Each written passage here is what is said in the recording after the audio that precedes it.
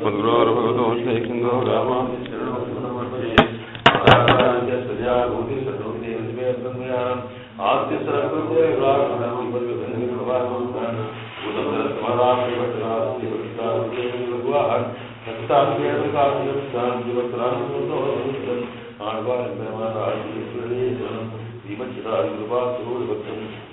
శ్రీమజ్జాతవేంకటపుత్రం శ్రీమన్నుసింహగురుడత్తనశ్చారం శ్రీ శ్రీనివాస గురుమన్మహమాశ్రయామः మకరే నక్షత్రే జాతవేంకటనందనం నృసింహాయ పాపాత్రం శ్రీనివాసహం భజే కన్యాయాం ఉత్తరాధారజాతప్రాగవందనం ధ్రువోపాసకృష్ణం శ్రీ నృసింహాయ గురుం భజే భారద్వాజ బృహత్పదేశం శ్రీమన్నుసింహార్జనం తాతప్రార్థాతపట్టుచరణాం భోజాశ్రీయోజ్జీవనం గ్రంథాచార్చితాతావత ప్రాప్తాక్షరమోదయం బీజప్రాప్తసత్యం శ్రీరంగసూరిం భజే శ్రీమజ్జకారికాయ గురుబోధం కౌజన్యజాతో వెంకటపుత్రం శ్రీమన్నుసింహగురుడత్తరస్సారం శ్రీకృష్ణమహాదేవశ్రమ అస్మద్గురుభ్యో నమః శ్రీమతే రామాయ నమః శ్రీమన్నారాయణ చరణౌ శరణం ప్రపద్యే శ్రీమతే రామాయ సర్వమంగళ విగ్రహాయ శ్రీభూనిరాజేతాయ శ్రీమతే నారాయణ నమః ఓం కేశవాయ నమః ఓం నారాయణాయ నమః ఓం మాధవాయ నమః ఓం గోవిందాయ నమః ఓం విష్ణవే నమః ఓం మత్సూదనాయ నమః ఓం త్రివిక్రమాయ నమః ఓం శ్రీధరాయ నమః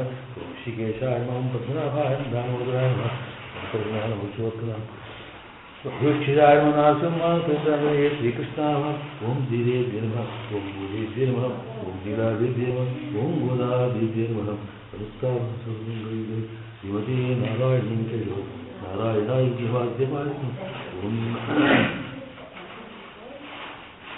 శ్రీమతే నారాయణ శ్రీమన్నారాయణ శరణం ప్రపద్యే శ్రీమతే కేశవాయ ఓం గోవిందాయ హరి ఓం చన్నో మిత్రస్యం వర్ణః చన్నో భవద్వర్యమా చన్న ఇంద్రో బృహస్పతి చన్నో విష్ణురుక్రమః నమో బ్రహ్మణే నమస్తేవాయో త్వమేవ ప్రత్యక్షం బ్రహ్మాసి త్వమేవ ప్రత్యక్షం బ్రహ్మ వదిష్యామి త్వం వదిష్యామి సత్యం వదిష్యామి తన్మావతు తద్భక్తారవతు అవతు మాం అవతు భక్తారం ఓం శాంతి శాంతి శాంతి ఓం సగనావతు సగనౌ భునక్తు సగవీర్యం కరవావహై తేజస్వినావధీతమస్తు మా విద్విషావహై ఓం శాంతి శాంతి శాంతి హరి అస్మద్గురుభ్యో నమః లోకగురుం గురుభిः సహ పూర్వై పూర్వగురోత్తమదాసముదారం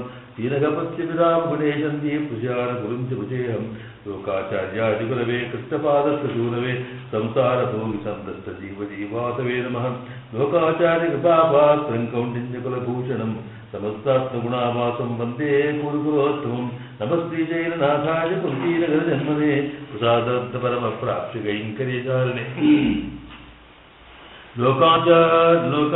లోకాచార్యపదాం భోజ రాజహంసాయుధాంతరము జ్ఞానవైరాగ్యం వందే సౌమ్య గురుం వరం శ్రీదేవదయా పాత్రం జీవత్యాదునాడవం శ్రీంద్రప్రణం వందే రమజా మాతరం మహిమాళ్వారి పెరుమానార్ జీయత్రిశరణం నమస్త పరివారాయ సర్వమంగళ విగ్రహాయ శ్రీభూమిరాజతా శ్రీమతే నారాయణాయ నమః శ్రీపిండలోకాచార్య യപ്പതിയായി ശ്രീവൈകുണ്ഠനികേതനായി നിത്യമുക്താന ഭാഗ്യനായി നിരച്ചയാനന്ദയുക്തനായിരിക്കുക സർവേശ്വരന്നു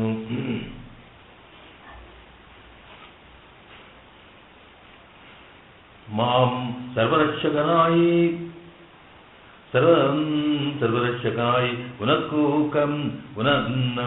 കയ്യാളായി മാം സർവരക്ഷകനായി ഉനക്കു കയ്യാളായി നത്തയുവായി ഉന്നോ ദോഷത്തെ ഭോഗ്യമാകൊണ്ട് ഉനക്കു പുഹളായി നീര് ചുടവാ പോലെ ചേർപ്പാരെ പിരിക്കും പോതും വിടമാറ്റാതെ രക്ഷിക്ക എന്നയിത്താൽ പരവ്യൂഹങ്ങളെയും ദേവതാന്തര്യാമിത്വത്തെയും തതിർക്കിറതു ശ്രീമതി രാമാനുജായ നമഃ.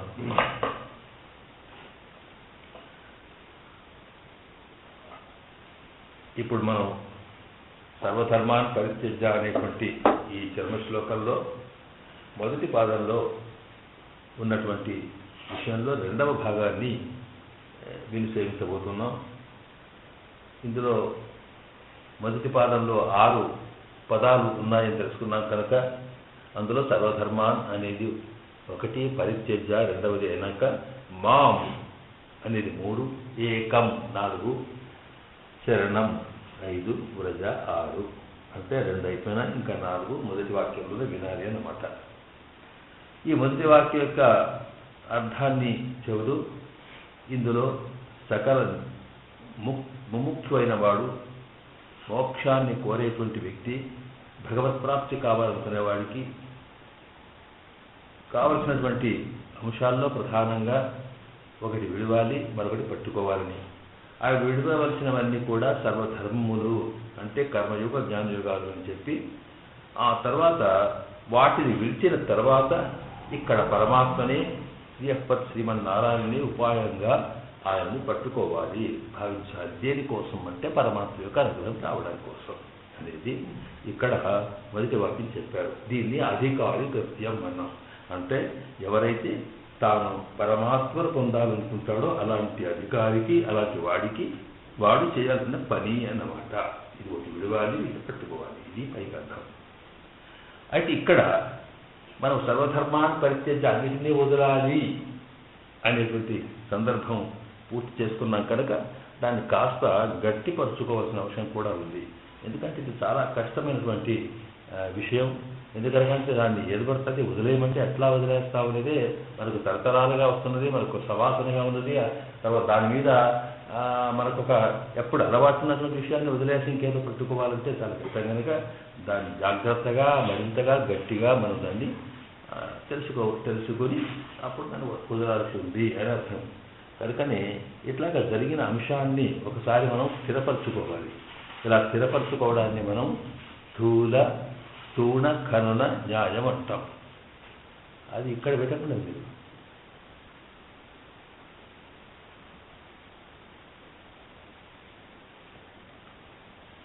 స్థూణ ఖనన న్యాయం అంటాం. స్థూణ ఖనన న్యాయం అంటే ఒక పందిరి వేయాలనుకున్నాం, ఆ పందిరికి గుంజలు పాతాలి. అనుకున్నప్పుడు దానికోసం భూమి తవ్వుతాం, అందులో గుంజలు వేస్తాం, వేసి అటింత మట్టి వేసేసి దాన్ని కదలకుండా చేస్తాం. కానీ అక్కడికి మనకు నమ్మకం ఉండదు. ఇది కదిలితే అట్లాగా ఒకసారి ఊపి చూస్తుందండి. ఇంకా కదులుతుంది అనుకోండి, అప్పుడు ఇంకా బాగా మట్టి వేసి రాళ్ళు వేసి అది వేసి ఇది వేసి గట్టిగా పాకుడు కొట్టి ఇంకా మనం కదలకుండా చేస్తామే. ఇలా చేసేదాన్ని స్థూణ ఖనన న్యాయం అంటారు. ఇలా ఎన్నో న్యాయాలు ఉన్నాయి మనకి సంస్కృతంలో.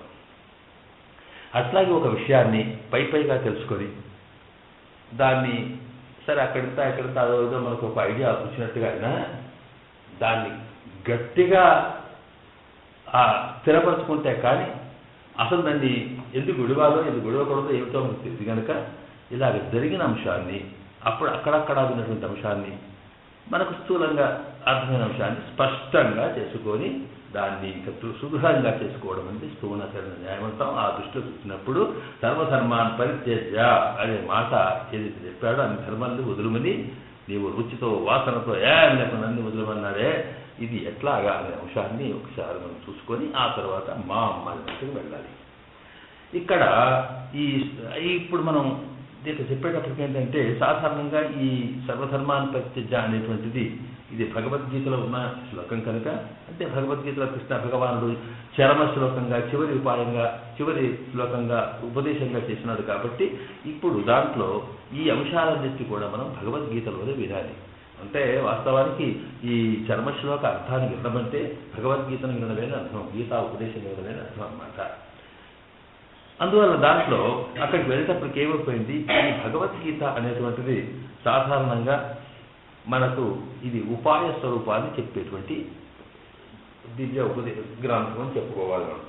అంటే సాధారణంగా ఉపాయం అంటే దానికి ఒక సాధన, ఒక పని, ఏది చేస్తే మనం ఒక ఫలం పొందవచ్చునో చెప్పేది ఉపాయం కనుక ఇందులో ఉపాయం అంటే పొందడానికి కలిగే సాధన ఒక మార్గం.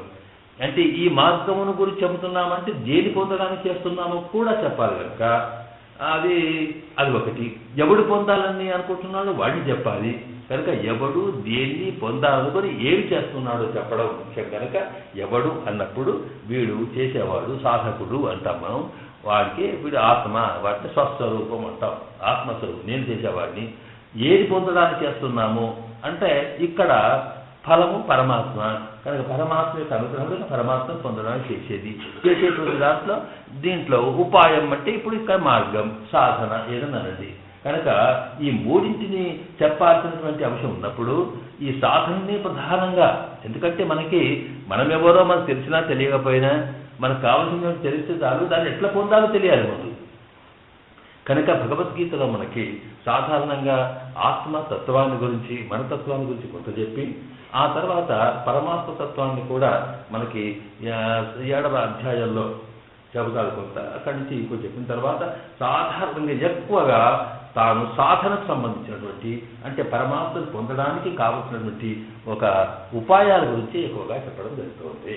కనుకనే దీన్ని సాధారణంగా భగవద్గీతల 18 అధ్యాయాల్లో 3 విభాగాలు చేయడం కూడా మనం చూస్తాం. వ్యాఖ్యాతలు, విమర్శకులు. ఒకటి మొదటి నుండి 6 అధ్యాయాలు ఏదైతే ఉన్నావో ఆ మొదటి నుండి 6 అధ్యాయాలంతా కూడా ఆత్మస్వరూపాలు చెబుతాయి అని. అంటే ఆత్మతత్వం అంటే అప్పుడు శరీరం అంటే ఏమిటి, ఆత్మ అంటే ఏమిటి, వాటికి సంబంధం ఏమిటి చెప్పి అంత ఆత్మస్వరూపం చెప్తాయి. అలాగే ఆత్మ దర్శనం దాకా ఆత్మ ఎట్లా అవుతుందో దాన్ని మనం దర్శించుకోగలుగుతాము. ఆత్మ సంయమన యోగం దాకా అది మనసు ద్వారా దాన్ని ఎట్లా చూడగలుగుతామనేది ఒక 6 భాగాలు చెప్తారు, 6 అధ్యాయాలు చెప్తారు. ఇక 7వ అధ్యాయం నుంచి మనకు 12వ అధ్యాయం దాకా మిగతా 6 అధ్యాయాల్లోనేమో పరమాత్మతత్వం, ఆ పరమాత్మ పొందడానికి ముఖ్యంగా పరమాత్మతత్వం చెప్పడం జరుగుతుంది. ఆ తర్వాత అక్కడి నుంచి 13వ అధ్యాయం నుంచి 18వ అధ్యాయం దాకా కూడా మనకి ప్రధానంగా పరమాత్మ పొందే మార్గాల గురించి విమర్శ జరుగుతుంది. అయితే అట్లాగని కేవలం ఒకటే ఈ అంశాన్ని చెప్పకుండా అంటే ప్రధానంగా చెప్పే అంశాలు చూసేటప్పటికీ అక్కడ ఆత్మతత్వం చెప్పినప్పుడు మళ్ళీ కాస్త ఆత్మను పొందే మార్గం ఒకటి చెప్పడం జరుగుతుంది. తర్వాత పరమాత్మతత్వం చెప్పిన పరమాత్మను పొందే మార్గం చెప్పడం జరుగుతుంది. ఇలాగా చెప్పి ఆ మార్గాల దృష్టిలో వచ్చేటప్పటికీ మొదట ఆత్మతత్వం చెప్పే దగ్గరనే దానికి కర్మయోగము, జ్ఞానయోగము వాటి గురించి చెప్తాడు. ధ్యానయోగం, కర్మయోగం, ధ్యానం కూడా ఆత్మ సంయమన యోగం అంటే ధ్యానం ఎట్లా చేయాలి అనే అంశాన్ని చెబుతూ అసలాక చెప్పిన తర్వాత ఇక 7వ అధ్యాయం నుంచి మనం కాస్త ముందుకు వెళ్ళిన తర్వాత అప్పుడు భక్తి యోగం, భక్తి అంటే ఎట్లా అనేది 12వ అధ్యాయం దాకా భక్తి యోగం యొక్క సంగతి చెప్తారు. ఆ తర్వాత మళ్ళీ ఏం చేస్తారంటే అక్కడి నుంచి ఇక అసలు వాస్తవానికి చెప్పాల్సిన అంశం అయితే ఉండదో అది 12వ అధ్యాయం వరకు సమాప్తం. అన్ని యోగాలు చెప్తారు కానీ వాటిని అన్ని మళ్ళీ వివరిస్తారనమాట. ఇదివరకు చెప్పిన విషయాలు ఏమిటో వాటిని కాస్త డీటెయిల్గా వివరించేటువంటి దాన్ని విశదతరంగా చేయడం అంటాము. దాన్ని శోధకం అంటాం. శోధకం అంటే ఏంటి, ఉన్న విషయాన్ని బాగా ఇంకా స్పష్టం చేయడం, బాగా తెల్లవాడే చేసేట్టుగా చేయడం అయితే ఉందో దాన్ని కడగడం అంత మొత్తం. దాని ఈ మిగతా 6 అధ్యాయాలు ఉన్నాయో అవి ఇంతకుముందు చెప్పినటువంటి కర్మ, జ్ఞాన, భక్తి తత్వాలకు సంబంధించినటువంటి అంశాలని బాగా డీటెయిల్గా విమర్శించి చెప్పడం అనేది ఇది మన పద్ధతి. మనకి మన భాష్యకారులు ఈ భగవద్గీతను అర్థం చేసుకొని ఇట్లా చెప్పిన అంశం. ఇక దాంట్లోనే మన శంకర భగవత్పాదుల వారు అద్వైతవాదులు చెప్పే అంశంలో వచ్చేటప్పటికి మొదలంతా ఆత్మ పరమాత్మ వాళ్ళకి వేరు లేదు కనుక ఆత్మనే పరమాత్మ, పరమాత్మనే జీవాత్మ అని చెబుతారు. ముందు ఆత్మతత్వం చెబుతుంది అని దాంట్లో వాళ్ళు మహావాక్యానికి ఒక అర్థమని తత్వమసి అనేటువంటి ఒక మహావాక్యం. అంటే వేదముల్లో సాధారణంగా అంటే ముఖ్యమైన విషయాన్ని చెప్పగలిగేటువంటివి 4 వాక్యాలు ఉన్నాయని వాళ్ళ సిద్ధాంతం. ఆ 4 వాక్యాలే ప్రధానమని, మిగతా వేదములు ఎన్నున్నా అవన్నీ ఈ 4 గురించినటువంటి సపోర్టింగ్ వాక్యాలు తప్ప మరొకటి కాదని వాటిని 4 మహావాక్యాలు అంటారు వాళ్ళు. దాంట్లో తత్వమసి అనేది ఒకటి, సర్వం ఖల్విదం బ్రహ్మ అని ఇట్లాగా ఇంకో 2 వేరే ఉన్నాయనుకోండి. అయితే ఇక్కడ ఏంటంటే ఈ తత్వమసి అనేటువంటి వాక్యం అయితే ఉందో దాని యొక్క వ్యాఖ్యానమే మొత్తం భగవద్గీత అని వాళ్ళ అర్థం. అందులో తత్వమసి అన్నట్టు తత్, త్వం, అసి అని 3 ఉన్నాయి కనుక తత్ అంటే ఆ పరమాత్మ, త్వం అంటే ఆత్మ నువ్వు, త్వం అంటే సంస్కృతం నువ్వు, తత్ అంటే వాడు ఎక్కడ ఉండేవాడు తత్ అనే మాట ప్రసిద్ధమైనటువంటిది, అంతటా ఉండడానికి తత్ అని పేరు కనుక పరమాత్మకి తత్ అని పేరు. త్వం అంటే మా ఈ ఆత్మ అని అర్థం. అసి అన్నప్పుడు ఈ 2 కలిపి ఒకటే అనే అర్థంలో వచ్చేట్టుగా అసి అనేది చెప్తాయి అంటూ వాళ్ళు ఏం చేసినారంటే ఈ 3ంటికే 3 ఒక్కొక్క 6 అధ్యాయాలు ఒక్కొక్క అంశాలు చెబుతాయి. మొదటి 6 అధ్యాయాలు త్వం పదార్థాలు చెబుతాయి. త్వం అంటే నీకు ఆత్మతత్వం చెబుతాయని. అలాగా 7 నుంచి 12 దాకా ఉండే అధ్యాయాలతో ఉన్నాయో అవి తత్పదార్థాలు చెబుతాయి, పరమాత్మలు చెబుతాయి. అర్థంగా వస్తుంది. కానీ ఇక చివరి ఏదోనే అసి అంటే అది ఇది ఒకటే అనేటువంటి భావనను చెబుతూ ఈ పైకి కనిపిస్తున్నటువంటి జీవాత్మ పరమాత్మలు వేరు కాదు, జీవాత్మ ఆత్మ ఇది ఆత్మనే, అది ఇది ఒకటే అనే జ్ఞానాన్ని కలుగజేస్తాయి అనేది వాళ్ళ దృష్టి. ఆ చెప్పేటప్పుడు ఏమవుతుంది అంటే వాళ్ళకి కావాల్సిన మోక్షం అంటే ఏమిటా, ఈ జీవాత్మ వేరు పరమాత్మ వేరు అనేటువంటి జీవో బ్రహ్మైవ నాపరః, జీవుడు అంటే బ్రహ్మనే పరమాత్మనే అనే జ్ఞానం కలగాలి. సర్వం ఇదంతా కూడా బ్రహ్మ సత్యం, జగన్ మిథ్య, అంతా ప్రపంచం అంతా మాయా, ఇది అక్కర్లేదు అనేటువంటి భావన మీకు జ్ఞానం కలిగి ఆ జ్ఞానంతో నీకు ఎప్పుడు దాని మీద ఆలోచిస్తే అప్పుడు నీకేమవుతుందంటే నిజమైన జ్ఞానం, యథార్థ జ్ఞానం వస్తుంది. అప్పుడు ఆత్మ సాక్షాత్కారం కలిగినట్టే. కనుక ఈ ఆత్మ సాక్షాత్కారాన్ని కలగజేసేటువంటి తత్వం చివరిలో ఉంది అని వాళ్ళు అర్థం ఉంది. అక్కడ వాళ్ళు ఎందుకు చెప్పుకుంటున్నాం మనం అంటే ఈ భావనలో తేడా వస్తుంది. కనుక ఈ ఉపాయాలు ఇప్పుడైతే వాళ్ళకి కావాల్సింది ఏమిటంటే ఆత్మ యొక్క తత్వం ఏమిటో స్పష్టంగా కావడం, ఈ అజ్ఞానం పోయి జ్ఞానం రావడం. నేనే అహం సోహం అహం బ్రహ్మాస్మి అనే భావన వస్తే చాలు, అదే పరమ మోక్షం అన్నారు వాళ్ళు. కనుక ఆ దృష్టిలో చూసినప్పుడు వాళ్ళకి ఉపాయాలు యోగములు మొత్తం మరి భగవద్గీత అంతా సాధనాలు చెప్తుంది కదా, ఏమిటా సాధనాలు అన్నప్పుడు కర్మయోగం. దేనికోసం అంటే ఆ కర్మయోగం ఏదైతే ఉందో దానివల్ల మనసు ఒకటి మనకి కర్మయోగం అంటే దానివల్ల మనసు శుభ్రం అవుతుంది అనేది, చిత్తలో ఉండేటువంటి దోషములు పోయి మానసికమైనటువంటి మలినం పోయిన తర్వాత పరిశుద్ధం అవ్వడం. ఎప్పుడైతే అద్దం మీద దుమ్ము తూర్చినట్టు అవుతుందో అయిపోయినాక అద్దంలాగా మనసు ఎప్పుడైతుందో దాన్ని సత్వ స్థితి అంటాం, సత్వ గుణం పెరుగుతుంది. అప్పుడు ఆ సత్వం వల్ల జ్ఞానం వచ్చేస్తుంది. ఏమిటి ఆ జ్ఞానం? ఆ సందర్భంలో పరమాత్మను గురించినటువంటి జ్ఞానం, ఆత్మను గురించినటువంటి జ్ఞానం, దాని శాస్త్రజన్య జ్ఞానం అంటాం. అంటే శాస్త్రంలో అంటే ఎట్లా పోతుందంటే శాస్త్రంలో ఉండే విషయాలంతా కూడా తెలుసుకోవడం వల్ల ఓహో ఇదే అని తెలిసిపోతుంది. ఇంతదాకా తెలియదు అనుకోండి, అది తెలిసిపోయింది.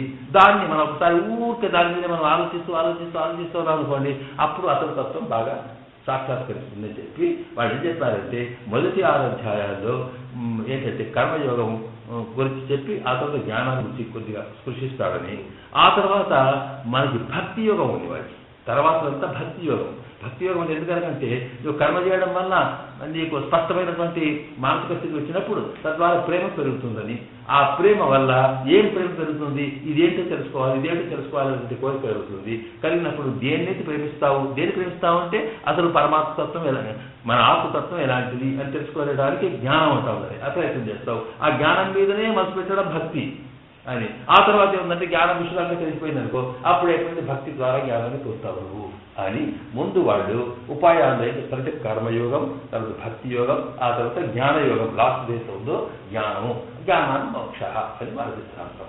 మనం ఏంటంటే ఈ ఉపాయాలు అట్లా కాదు, కర్మయోగం ఉన్నది, జ్ఞానయోగం ఉన్నది, భక్తి యోగం ఉన్నది. కర్మయోగం వల్ల మనం ఏం చేస్తామంటే తద్వారా మనకు ఆత్మలో కర్మయోగం అంటే మనకు మానసిక స్థితి, మానసికంగా ప్రశాంతత ఏర్పడడం సరైందే, దాంతోపాటు వైరాగ్యం ఏర్పడుతుంది. లేకపోతే ఇంకేదో ప్రకృతిలో ప్రపంచంలో ఉండేటువంటి తత్వం యొక్క స్పష్టత తెలుస్తుంది.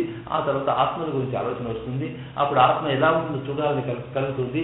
దాన్ని ఆత్మ సంయమన యోగంలో ఆత్మ ధ్యానం ద్వారా, ఉపాసన ద్వారా, ధ్యానం ద్వారా ఆత్మ యొక్క తత్వాన్ని మనం చూడగలుగుతాం. ఎప్పుడైతే ఆత్మ సంగతి తెలుస్తుందో ఓహో ఈ ఆత్మకి ఆత్మ అనేది ఏమిటి సంగతి తెలుస్తుంది, ఆత్మ అనేది జ్ఞాన రూపము, ఆత్మ ఆనంద రూపము కాకుండా ఆత్మ అనేది శేషత్వము. ఆత్మ అనేదానికి ఇది స్వతంత్రము కాదు, ఇదేంటంటే దాసత్వం కలిగినది, దీనికి ఒక యజమాని ఒకడు ఉన్నాడు అనే భావన వస్తుంది. అప్పుడు వాడి మీద మనకి ఆలోచన పడుతుంది. ఎప్పుడైతే వాడి తత్వం తెలుస్తుందో వాడి మీద ప్రేమ కలిగి తద్వారా భక్తియే బాగా పెరిగిపోయి తద్వారా పరమాత్మకు సాక్షాత్కారం బాగా కలుగుతుంది అని ఈ భక్తి అనేటువంటి జ్ఞానం ద్వారా భక్తి, కర్మయోగం, జ్ఞానయోగం, భక్తి ఇది చెబుతుంది. తర్వాత మిగతా విషయాలు అవుతున్నాయి అవన్నీ ఈ కర్మ బట్టి వివరిస్తాయని అనిపిస్తున్నాను. ఇది అప్రోచ్లో తేడా అనమాట. కానీ మొత్తం మీద అందరూ కావాల్సి అనుకున్నది ఏంటంటే పరమాత్మ తత్వం తెలుసుకోవడానికి ప్రధానమైనటువంటి విషయాలు అవుతున్నాయో యోగము అంటే ఉపాయోగం అన్నమాట. యోగం అనే మాటకి ఎన్నో అర్థాలు ఉన్నాయి. యోగం అంటే కలపడం, యోగం అంటే సిద్ధం చేయడం, యోగం అంటే ధ్యానం చేయడం, ఇలాంటివన్నీ ఉన్నా యోగం అంటే ఇక్కడ ఉపాయము లేక సాధన అనేది ఈ భగవద్గీత చెబుతాయని తెచ్చిపోయింది. అయినప్పుడు ఈ సాధనలు ఏమిటి అన్నప్పుడు కర్మయోగం, జ్ఞానయోగం, ధ్యానయోగం, భక్తి యోగం ఇవన్నీ వివరంగా పేర్లు చెప్పారు వాటికి. చెప్పేటప్పుడు దీంట్లో ఏంటంటే కర్మ, మరి ఈ కర్మ అయితే ఇక్కడ ఒక్కొక్కటి దాని వల్ల ఇది మనం బాగా గమనించాలి. కర్మయోగం వల్ల ముక్తి లభిస్తుందా, జ్ఞానయోగం వల్ల మోక్షం లభిస్తుందా, లేకపోతే మరి భక్తి యోగం వల్ల మోక్షం లభిస్తుందా, దేని వల్ల కలుగుతుంది అంటే మన ఏ సాధన ద్వారా మనకి పరమాత్మ యొక్క అనుభవం వస్తుంది అనేది మళ్ళీ అక్కడ చర్చ. అప్పుడు దాన్ని ఏమంటాం, ఈ ప్రధానమా ముఖ్యమైనది ఏది అన్నప్పుడు దీనికి 2 పద్ధతులు చెప్పారు. ఒకటి కర్మయోగం ద్వారా పరమాత్మను పొందగలిగే లక్షణం ఒకటి ఉంది. దేనికదే మనం దేనికి అదే కాచేసి కూడా భగవతత్వాన్ని భగవత్ సాక్షాత్కారం పొందేటువంటి అవకాశం ఉంది. కానీ అంతకన్నా ముఖ్యంగా ఏంటంటే ఇందులో ఏంటంటే దేనికి అదే ఒకదానికొకటి లింక్ పెట్టి దీనిలో మెయిన్ ఒకటి ఉంది అంటాం. మెయిన్ అయితే ముఖ్యమైతే ఉందో దానికి అంగి అని పేరు. దానికి బ్రాంచెస్ ఏమైతే ఉంటాయో వాటికి అంగములు అంటాం. అంటే ఇప్పుడు సాధారణంగా చెట్టు ఉందనుకోండి, చెట్టుకి మధ్యలో నుంచి ఒక మొత్తం చెట్టు కలిపితే దానికి అంగి అంటే దానికి కొమ్మలు, రెమ్మలు, ఆకులు, ఈకులు ఇవన్నీ కలిపి ఒదికే ఉంటే దానికి అంగి. దానికి అంగం అంటే పార్ట్స్, దానికి అవయములు అంటే ఏమిటి, అక్కడ కొమ్మ, రెమ్మ, ఆకులు, పళ్ళు ఇవన్నీ అంగములు.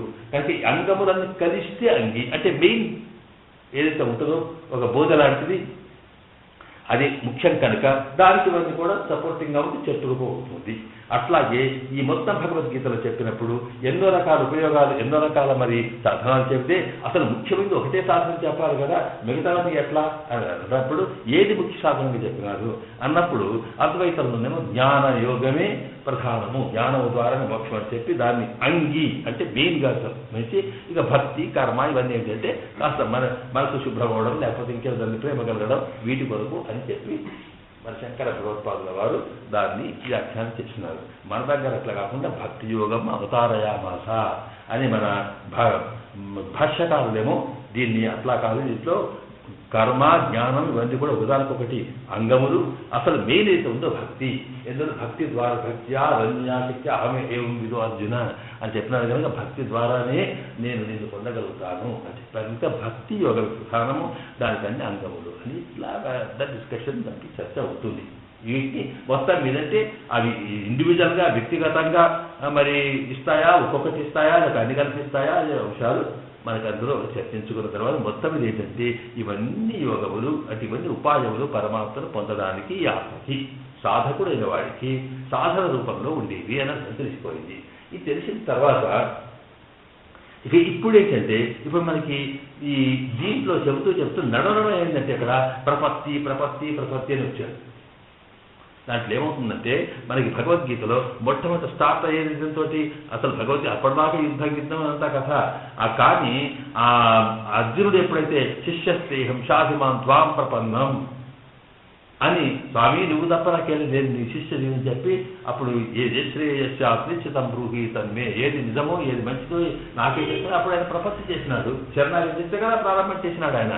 కనుక అక్కడి నుంచి ప్రపత్తి అనే దానికి ప్రారంభం అవుతుంది. అక్కడి నుంచి చివరికి ఈ ఉపదేశం ఎక్కడ ముగించింది, సర్వధర్మాన్ని పరిత్యజ్య అనే దాంతో ప్రపత్తి నన్ను నన్నే పెట్టుకోమన్నాడు. కనుక దీంట్లో అసలు అవన్నీ కాదు, ప్రపత్తియే ప్రధానం అని. సాధారణంగా ఒక విషయం అంటే ఒక పుస్తకంలో కానీ ఒక రచనలో కానీ లేకపోతే ఒక మొత్తం చెప్పిన అంశంలో ఏది ముఖ్యంగా చెప్పినారో దానికి కొన్ని లక్షణాలు ఉన్నాయి. అంటే ఉపక్రమం, దాన్ని ఎట్లా బిగిన్ చేశాడు, తర్వాత ఎట్లా పూర్తి చేశాడు, మధ్యన దేని గురించి చెప్తూ వచ్చాడు, ఉపక్రమ, ఉపసంహార, అభ్యాసం, ఇలాగా అపూర్వత అని కొన్ని లక్షణాలు ఉన్నాయి. అంటే ప్రారంభంలో ఏది మొదలు పెడతా, ఏదైతే చెప్పదలుచుకున్నామో దాన్ని మొదలుపెట్టి మళ్ళీ ఏదైతే చెప్పదలుచుకున్నామో దాని కన్క్లూషన్లో వస్తుంది. కనుక ఆ మొదలు చివరి చెప్పినటువంటి అంశాలే వాస్తవంగా అందులో చెప్పిన విషయాలు అనమాట. ఆ వాటిని చెబుతున్నాను అని మనకు మధ్యన గుర్తు చేయడానికి మధ్యన అది వాటిని మాట్లాడుతుంటారు, వాటిని అభ్యాసం అంటాం మనం. ఆ తర్వాత అవి ఇదివరకు చెప్పినటువంటి అంశము కూడా కావాలి. అలాంటి స్థితిలో ఉన్న వాటిని దాన్ని బట్టి ఈ పుస్తకంలో ఈ విషయం చెప్పబడింది అని మనం నిర్ణయం చేసుకోవాలి అనేటువంటి ఒక శాస్త్రం. ఆ శాస్త్ర ప్రకారం ఇక్కడ చూసినప్పుడు ప్రారంభం ఎక్కడైంది అంటే ఈ శాస్త్ర ప్రకారం ప్రారంభం అనేది శ్రేయస్యాస ప్రపత్తి చేసినప్పుడు ప్రారంభమైంది. కనుక మధ్యన మామేవ ఏ ప్రపద్యంతే మాయామేతాంతరంతి, నన్నైతే ఎవరు పట్టుకుంటాడో వాడికి ఇదవుతుంది చెప్పి కర్మఫలములు వారికి అర్పించు. ఆ తర్వాత ఏంటంటే స్వకర్మణ తవ గతి సిద్ధిం విందతి మానవ జనకాదేహ కర్మయోగేన వాళ్ళంతా పొందాలనుకుంటూ మధ్య వచ్చిన ఏమిటి ఈ కర్మయోగం చెప్పుకుంటూ వాటికి మళ్ళీ నన్ను నా దగ్గర చేరుందా నువ్వు చేరు ఇలాగ ఏం చెప్పినా అసలు చెప్తున్నాడు మధ్యమధ్యన.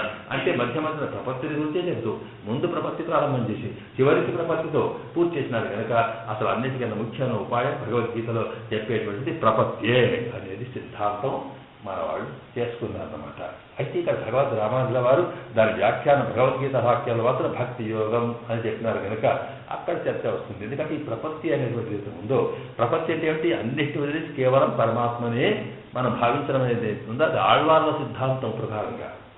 అంటే ఎందుకనంటే వాళ్ళకి ఆళ్వాళ్ళు వాళ్ళు ఏ సాధన చేసిన వాళ్ళుగా ఏం లేదు, అంతా స్వామి సమర్పిస్తే వాడే వచ్చే రకాల వాళ్ళకి సాక్షాత్కరించి అంత జ్ఞానం కృప చేసినాడు కనుక అక్కడ వాళ్ళు మొదలే చెప్తారు.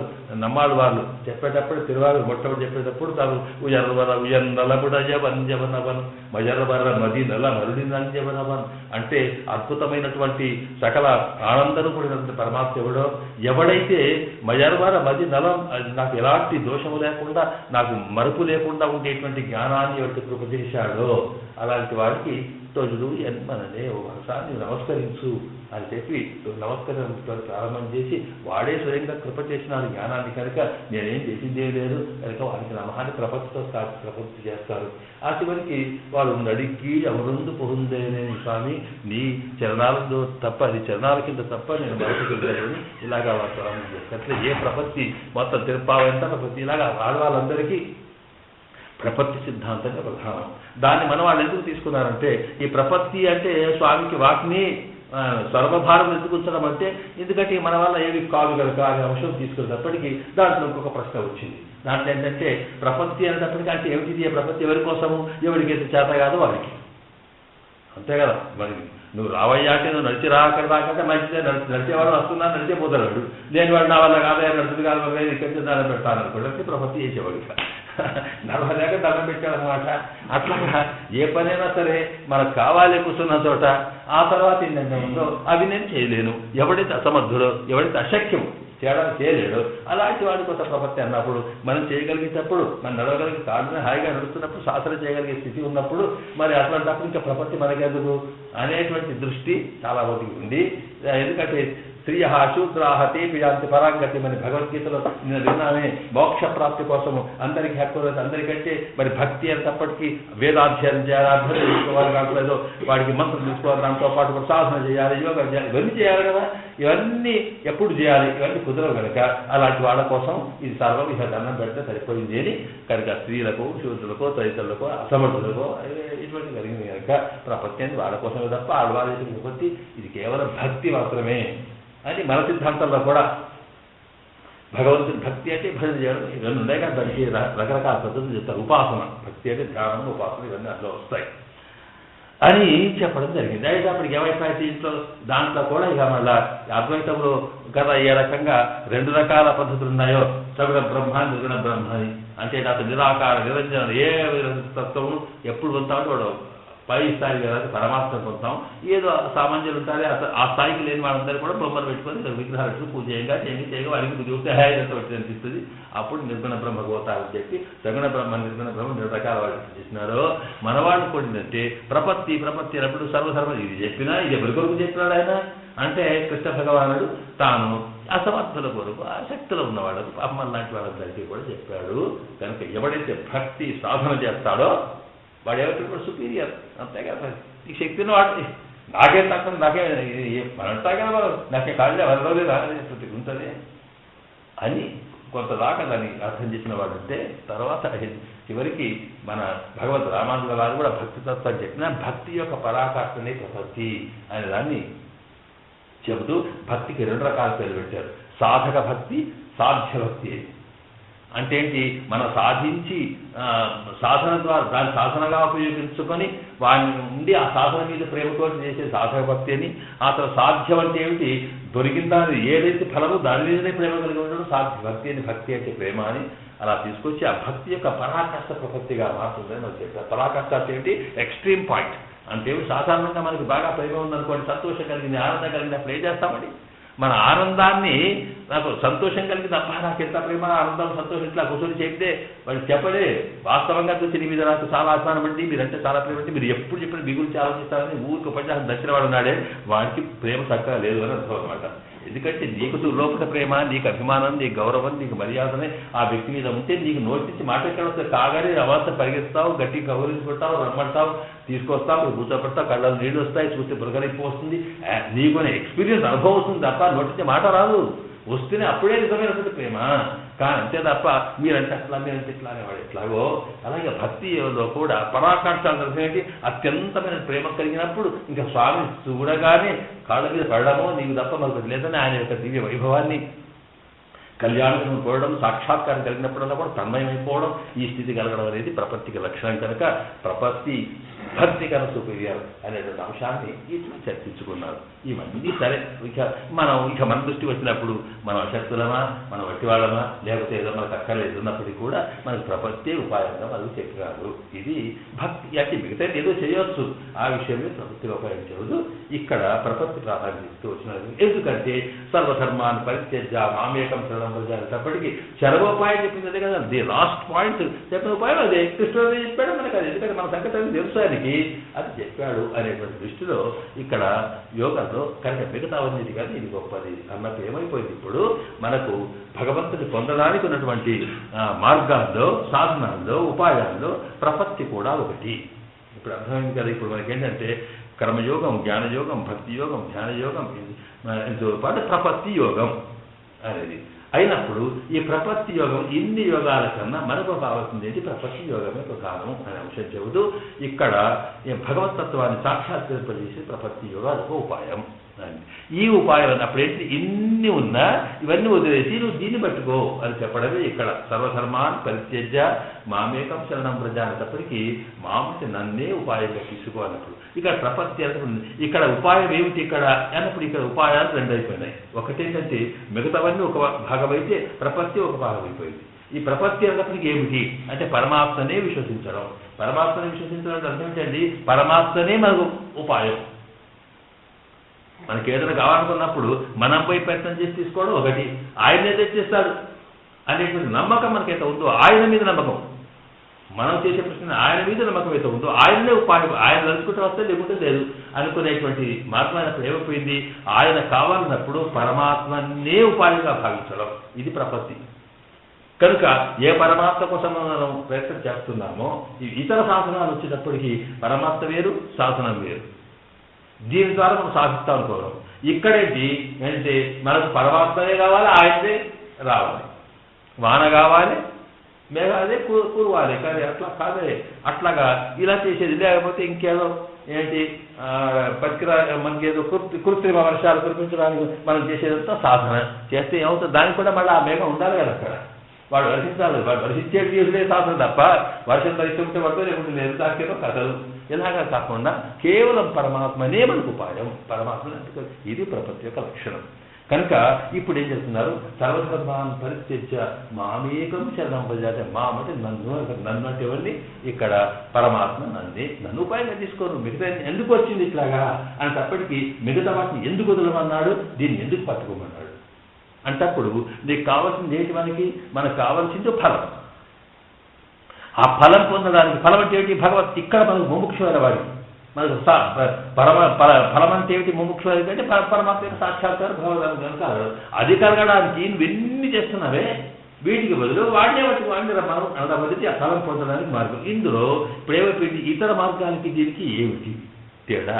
ఇతర మార్గాలకు దాన్ని కొన్ని చూపించాడు. ఒకటి ఏంటంటే అక్కడ రెండు ముఖ్యమైనవి. ఒకటి ఏంటంటే అది దుశ్శకము. దుశ్శకం అంటే చాలా కష్టం. అది తపస్సు చేయాలంటే అది ఉపవాసం ఉండాలి, ఇంకేం ఉండాలి, ఎక్కడ ఏకాదశి ఉపవాసాలు ఉంటావు, ఎన్న బాధ. ఏకాదశి ఉపవాసం ఉంటే ఏమైతే నా సర్వాత్మ మీద ప్రేమ, పరమాత్మనే సర్వంగా ప్రేమ ఉన్నవాడికి ఇంక ఉపవాసం ఉంటుందా అనే భావన కూడా ఉండదు వాడికి. మనకు అట్లా ఉండదు కదా.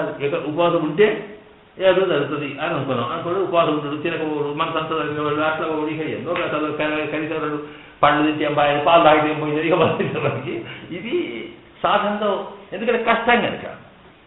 అందువల్ల దానిలో ఏమైంది, మనము చేసేటువంటి శాసనం అయితే ఉందో ఆ శాసనం దుశ్శకం, చాలా కష్టమైనటువంటిది ఒకటి.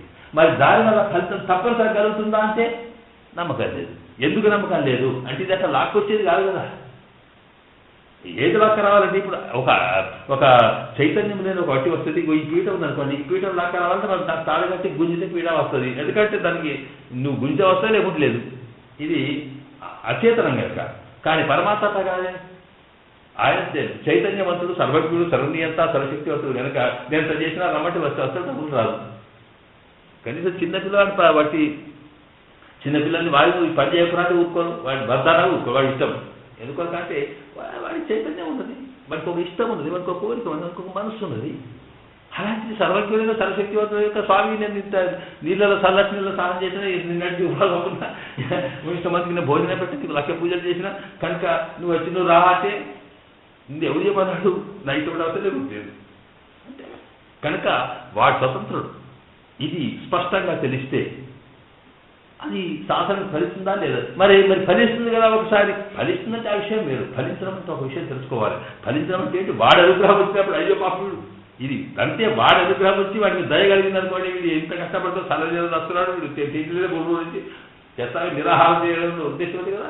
అట్లా చేసి వాడి కరుణ వస్తే వాడు కనిపించాడు, అప్పుడు మనమే నేను ఏదో ఇది చేస్తే వచ్చింది. ఇక్కడ ఇది భ్రమ కనుక ఆ సాధన వల్ల వచ్చేటువంటి అంశం కాదు. అలాగే సాధన చేయకూడదా ఇక మళ్ళీ చెబుతాడు, ఆ విషయం వేరు. కనుక ఇక్కడ ఏంటంటే మనకు ఈ తర్వాత మనకు కావాల్సింది ఏంటంటే ఈ ఉపాయాలుగా కూడా రెండు రకాలు ఉంటాయి. ఒకటేమో సాధారణంగా కష్టంతో కూడుతాం, దాన్ని గురుత్వం అంటాం. గురుత్వం అని శాస్త్రంలో ఒక మాట. గురుత్వం అంటే ఏంటి, ఏ పనైనా సాధించాలనుకున్నప్పుడు కష్టపడి సంపాదించేది ఒకటి, రెండోది తేలికగా వచ్చేది ఒకటి. ఈ రెండింటిలో మనకు ఏది ముఖ్యం? మనకు ఫలం రావాలనుకున్నప్పుడు ఎవడని ఏమనుకుంటాడండి, కష్టపడి రావాలని అనుకుంటాడు, కూతురుతో వచ్చేటువంటి అంతేగా. వట్టిగా వాటలో మనం చెప్తాం, ఒక ఆయన పోయి అక్కడ పోయింటే బజార్ పోతున్నాడు, పోయేటప్పటికి పాప అక్కడ ఏదో ఇంటి యొక్క అర్హత జరుగుతున్నది, ఎవడో అమ్మేస్తున్నాడు, దాని గురించి వచ్చింది వచ్చేటప్పుడు పేద పోటీ పడుతున్నారు, ఒక ఆయన కూర్చున్నాడు, నేను కూడా ఎందుకుంటాను, వాడు మాట పెట్టినాడు. వేసేటప్పటికి వాడు అందరిలాగా కావాలి కూర్చున్న వాళ్ళకన్నా వీడికి ఎక్కువైపోయింది, కానీ వీడికి తెలిసి అయిపోయింది, వీడికి అక్కర్లేదు. ఇది అయినప్పటికీ ఇది మాకు కావాలి పెట్టి విడి పెట్టించేది మా వాళ్ళతో ఎవరు అట్లా ఇట్లా అంటే మరి ఏమంటావు, ఏమిస్తుంది నీకు కావాలంటే ఎక్కువ ఇస్తుంది, నువ్వు మాకు వాడేమంది, సరే తీసుకోబట్టేప్పటికి వాడు వచ్చి ఇట్లా మాట వేసినందుకు వాడికి ఏం ధరకే వీడికి వాడు తీసుకొని ఉన్నప్పుడు వాడు కట్టే 1000 రూపాయలు వీడికి ఇచ్చే కూర్చుని సరి 1000 వస్తే వీడికి. దానికి పొద్దున తెల్లదాకా దుకాణం తెలిసి రాత్రి 10 దాకా కూర్చున్నాక 4 రూపాయలు దాటిపోయి ఏంటి సాధన అంటే కృప అంతేం లేదు. కనుక ఈ రకమైనటువంటి స్థితి దీన్ని అందువల్ల సాధనలో కూడా ఫలితం రావాలనుకున్నప్పుడు కష్టంతో వచ్చేటువంటి పరిస్థితి ఒకటి ఉంటుంది, తేలికగా వచ్చి తేలిక అంటే నా పరమాత్మనే రావాలనుకున్నప్పుడు వాడే వస్తాడు అనే భావన ఉండడం వల్ల ఇక్కడ ప్రపత్తి ఏదైతే భగవంతుడే ఉపాయంగా భావించడం అనేది ఇది తేలికైనటువంటి ఇది, అవి కష్టంతో కూడుకున్నది. కనుక దానికన్నా ఫలితం ఒకటే వచ్చినప్పుడు ఇంత గ్యారంటీగా వస్తుంది. వాడే రావాలన్నప్పుడు ఇంకా వాడు రావాలన్నప్పుడు వాడు రాకపోతే ఏమవుతుంది, పాలు తాగాలంటే విన్నాం కదా, మన పాలు తాగాలంటే వాడికి నీ రోగానికి మందు పాలు తాగులేండి, వాడు ఇంకేం అంతకన్నా ఈజీగా సులభమైపోయింది, దానికి బదులు ఇంకేం కాదు అట్లాంటిది. అందువల్ల ఆ వీటిని పట్టుకుంటావు కనుక సులభాన్ని పట్టుకోమని అర్థం. విడుమంటే తప్పు చేసిన అర్థం కాదు అక్కడ, ఇలా జరిగిందని. ఇది ఒకటి. ఇక రెండవది ఈ దుష్టకత్వం లేకుండా మరొకటి ఏంది, ఇది ఆత్మస్వరూపానికి విరుద్ధం. స్వరూపానికి విరుద్ధం అంటే ఏమిటి, మనం ఏ పని చేసినా సరే ఆ చేసే పని ఎప్పుడు కూడా మన నేచర్కి తగింది కావాలి, ప్రకృతికి తగింది కాకుండా మనం ప్రకృతికి విరుద్ధమైన పనిని చేస్తే అది మనం సాధించలేదు. అందువల్ల ఇన్ని ఉపాయాలు ఎందుకు చెప్పాడండి, ఏదో పరమాత్మ ఒకటే ఉపాయం అన్నప్పుడు ఇన్ని ఉపాయాలు ఎందుకు చెప్పాడు అంటే మనకు భిన్నత్వం, రకరకాల మన శక్తుల్లో తేడా, జ్ఞానంలో తేడా, మనకుండే లక్షణాల్లో తేడా, మన నేచర్లో తేడా. కనుక మరి అలాంటి స్థితి కలిగినప్పుడు ఎప్పుడైతే ఏమవుతుందో మీకు ఎవరికి ఏది కావాలో పొందాలని ప్రపత్తి అనేది అసక్తం శక్తి లేని వాడికి కలగలిగారు, శక్తి ఉన్నవాడికి ఈజీ అయిపోయారు. కనుక ఈ దృష్టితో చూసినప్పుడు కూడా ఇది మన ప్రకృతికి అనుకూలమైనటువంటిది ప్రపత్తి కానీ మిగతాది కావు. ఎందుకు కావు అన్నప్పుడు శారీరక కష్టం మానసిక కష్టంతో పాటు ఆత్మలక్షణం చూసినప్పుడు కూడా అవి ఏంటంటే అవి నిజానికి ఏంటంటే స్వరూప విరుద్ధములు. ఆత్మస్వరూపం ఏమిటి ఇదివరకు విన్నాం మనం. ఓం అనే మాటలు విన్నప్పుడు ఆత్మకి మనకి ఏంటంటే శేషత్వం, పారతంత్ర్యం, అలాగే అదేంటి శేషత్వ పారతంత్ర్యం పురుషార్థంలో ఏదో ఉందో అంటే నీవు శేషత్వ పారతంత్ర అనన్య శేషత్వం, అనన్య శరణ్యత్వం, అనన్య భోగ్యత్వం అని 3 లక్షణాలు ఉన్నాయి. అంటే ఏంటి? నీవు పరమాత్మకే దాసులపై ఆయనకే లొంగి ఆయన చెప్పినట్టు నడాల్సిన వాడు కనుక ఆయన ఇష్టానికి ఆయన ఇష్టం వచ్చినట్టు ఉపయోగించుకోవడానికి పనికొచ్చే వస్తువు ఇది ఆత్మ.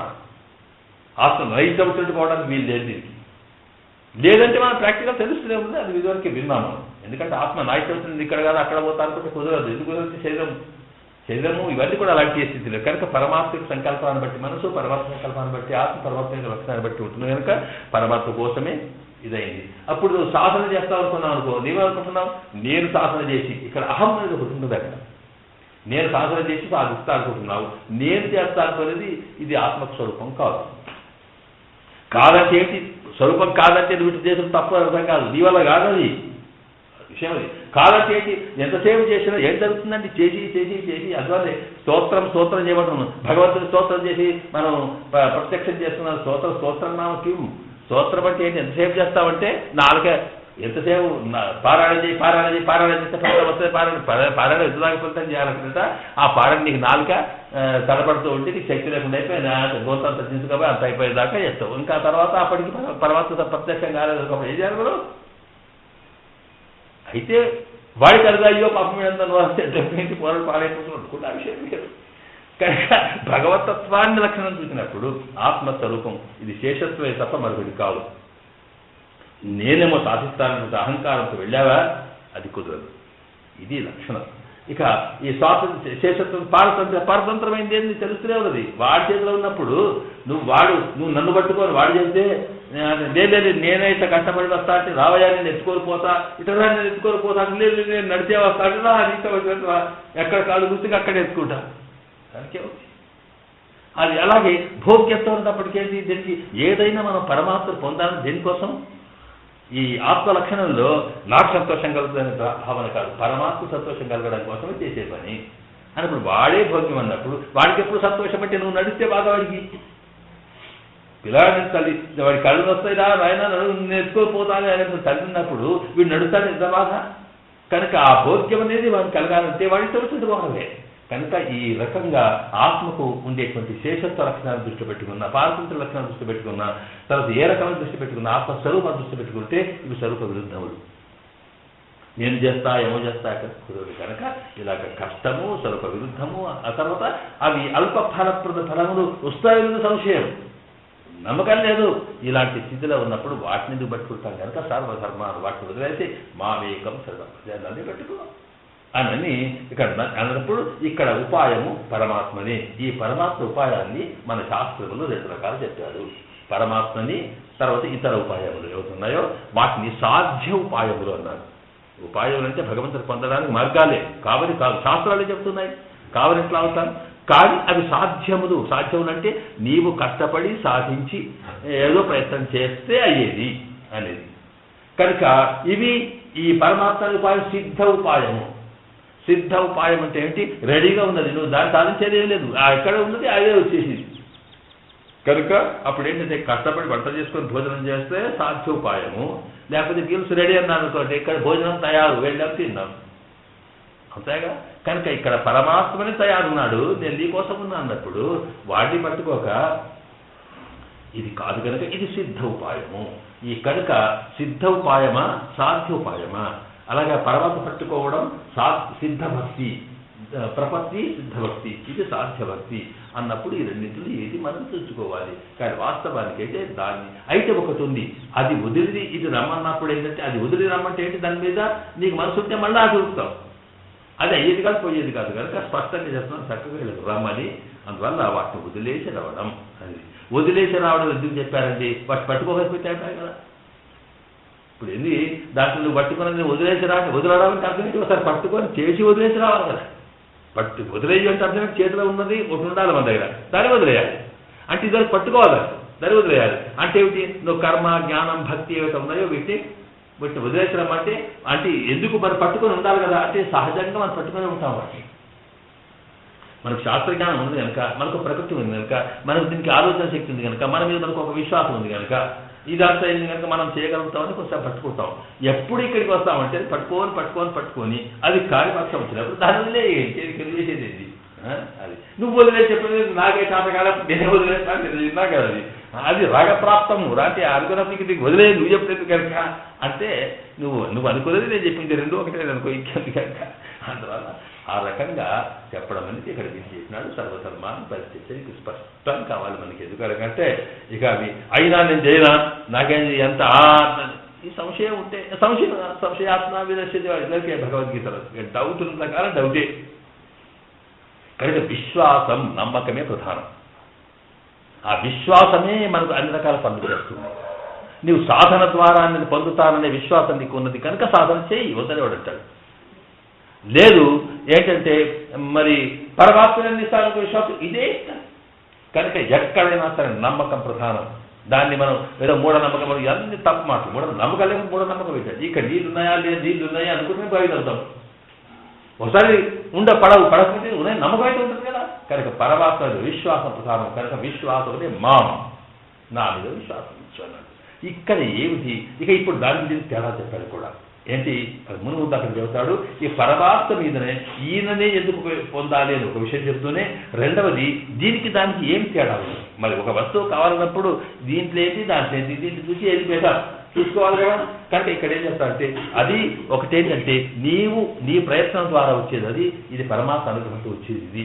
అలాగా అది రక్షిస్తుందో లేదో తెలీదు, మనకి రక్షిస్తున్న నమ్మకం ఉన్నది. అదేంటి లిమిటెడ్గా అది ఏం పనిచేయదు. ఇంకొక విషయం ఏంటంటే కర్మ ఏం పనిచేస్తుందండి, నీ సాధన పనిచేయదు. సాధన ద్వారా వచ్చేటువంటి వాడు ఫలితం ఇస్తే పనిచేస్తుంది